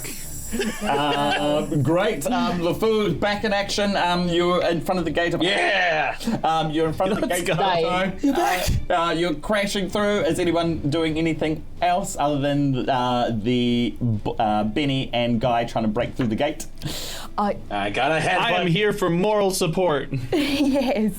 I'm gonna go over to Jez and I'm gonna say, take care of my friends, and I'm gonna shove all the homies off, and then I'm gonna try and run, and then do a reverse butt kick to help with the wall. You're gonna donkey kick the gate? Absolutely. Donkey kick the wall! Everyone else. Absolutely. Okay, are we all right? Break the walls Here's down! what you can do. Okay. Move squad! Here's what I'll allow. You can all describe the method by which you are attacking this gate. There will be a threshold of damage that you need to deal to break this gate. Otherwise, it's gonna survive chip damage, but it will not survive one hearty impact. Okay. So decide the method by Four-legged fellowship, let's go! You're gonna decide the method by which you're gonna deal damage to this thing, and if it beats a threshold, then you will crack this gate. Okay. What are you homies doing? So, man.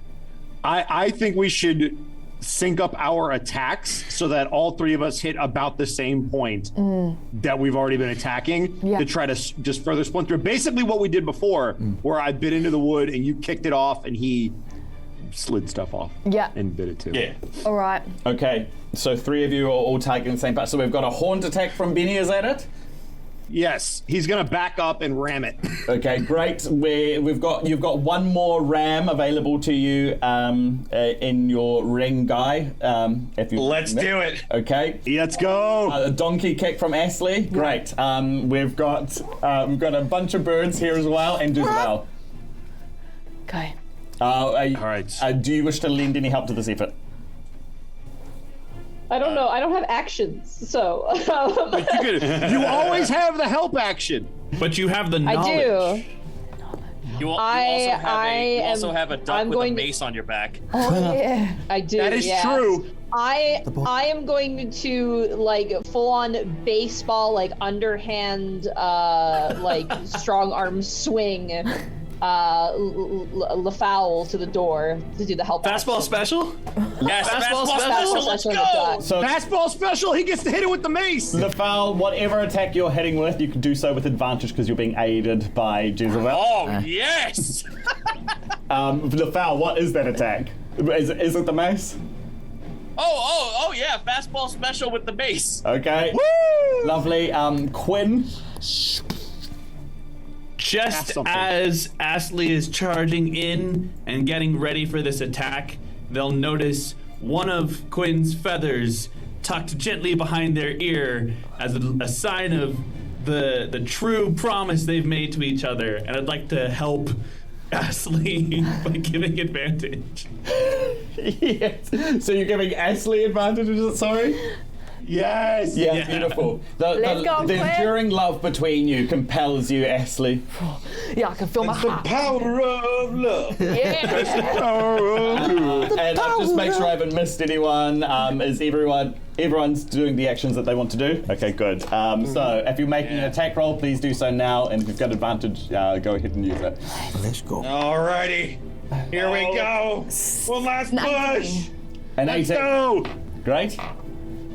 Oh, Bok, what are you doing? Bok is still on Jezebel, I believe. Yes. Oh yeah. You want to do anything in particular? I'm just gonna watch this action You're gonna unfold watch. here. Yeah, great. I imagine he's getting ready to like dive through any gap that Pretty opens much. up, right? Yep, nice. Yep, perfect. Okay, you're holding your action. If there's a gap, you're taking it. That is a whopping 24 to hit. Oh. Yeah, Nice. with advantage, and my -4, I hit a 12. Okay. Benny has a 17. Okay, lovely. Excellent. All attacks hit except LaFoul's. No! It kind of like clatters against the wall. It's a lot of spirit, and it really spurs on the team, but it does no physical damage. Everyone else, can you please roll your damage 6 dice now? Okay, great. We've got 6. Oh my goodness. Oh, let's go. Oh, let's go. Max damage. I still get the 2d10, right? The 2d10. Yes. Oh, Okay.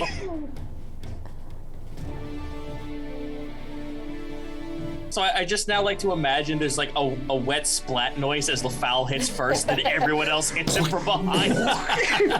And he just falls You over softened with it the up door. for us. Like, what are the humans up to at this point? A duck hits the door, slides down, and then it's followed by. He's the equivalent of the guy who like messes with the jar for 20 minutes, and then when you pop it open, goes, "I helped. I loosened it up." That's okay, LaFowl. You softened it up for us. Nice. Yeah, you feel there was a lot of human effort behind you before, but all of that has stopped. Right, okay, all good. What's the rest of our damage? I had a 6 here. I hope you're ready. Oh God. 25. Let's go! There you go. A quack in the door. Is there any? Did you say there was a quack in the door? Amazing. I'm in a catastrophic amount of pain. I don't think I have. I don't have either Guy or Benny's damage. Benny did max damage, but it's only 11. So good. Only 11. Pretty good. Excellent. Thank you. Okay. In total, 42 points of damage. Beautiful. Yeah. Against the wooden gate, and the metal bearings that hold it in place begin to groan, and a panel of wood just kind of splits open exactly where you impacted it. It's about the size of a fist, but it is a dent in the armor. Behind you are a whole bunch of humans operating a battering ram who kind of are looking at you like this. And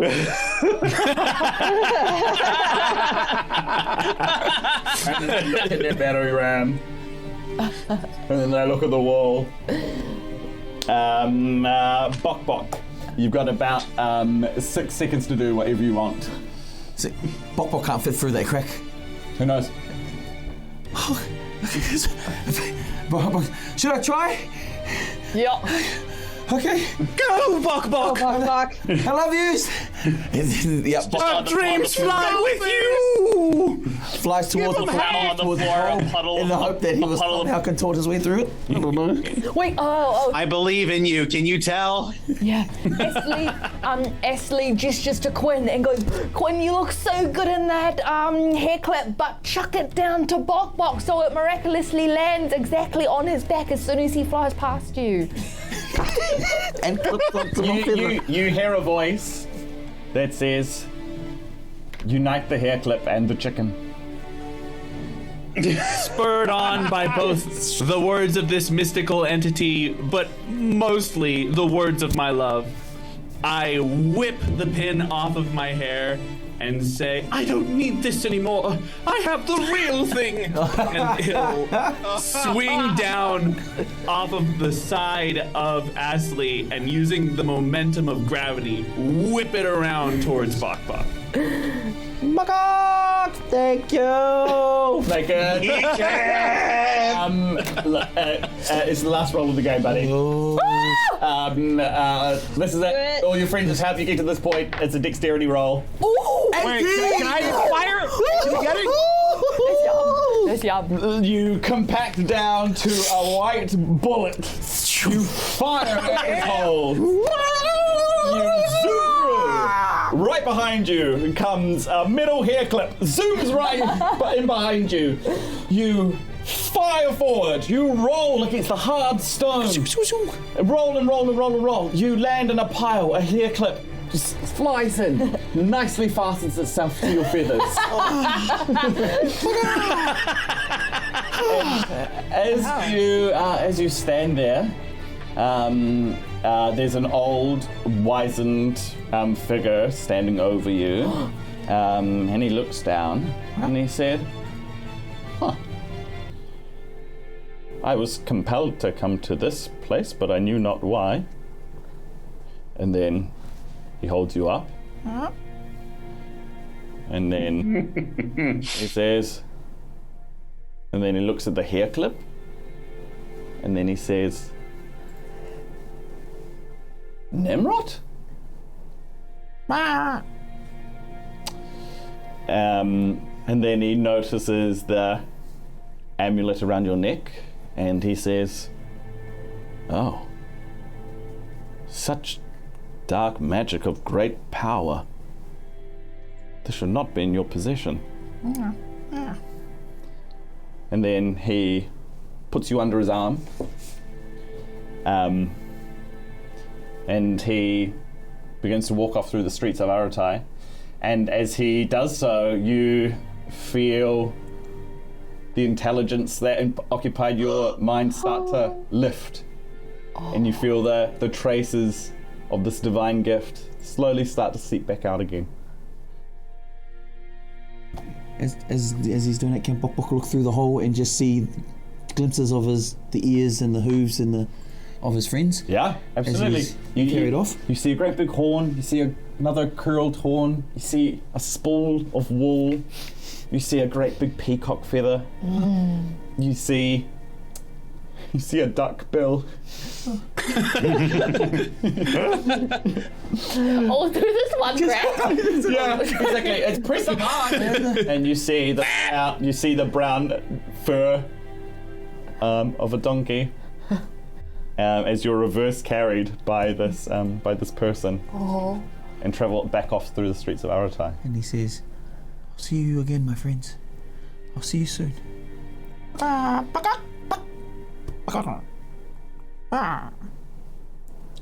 that's the end of the session. Successful. Automatically overtime. So I just want to say a huge thank you to the Unexpectables for kick off this to help kicking also out 1,000 subscriber marathon. I just have to give a big shout out to my co-actors as well, Monique, Ronnie. I love your work and I love you today. You guys are great. You made me very happy with that session. Legend. Dungeon Master. Thank you. Legend. We're very excited, can you tell? Unexpectables, thank you for being absolutely wonderful guests. If you're tuning in, if you're watching us now, please go check out their channel as well. I hardly think I need to convince you, but they are absolutely freaking hilarious. And it's true, you play D&D like this as well, isn't that right, Unexpectables? Monty, I ask, is this a taste of what happens at your table?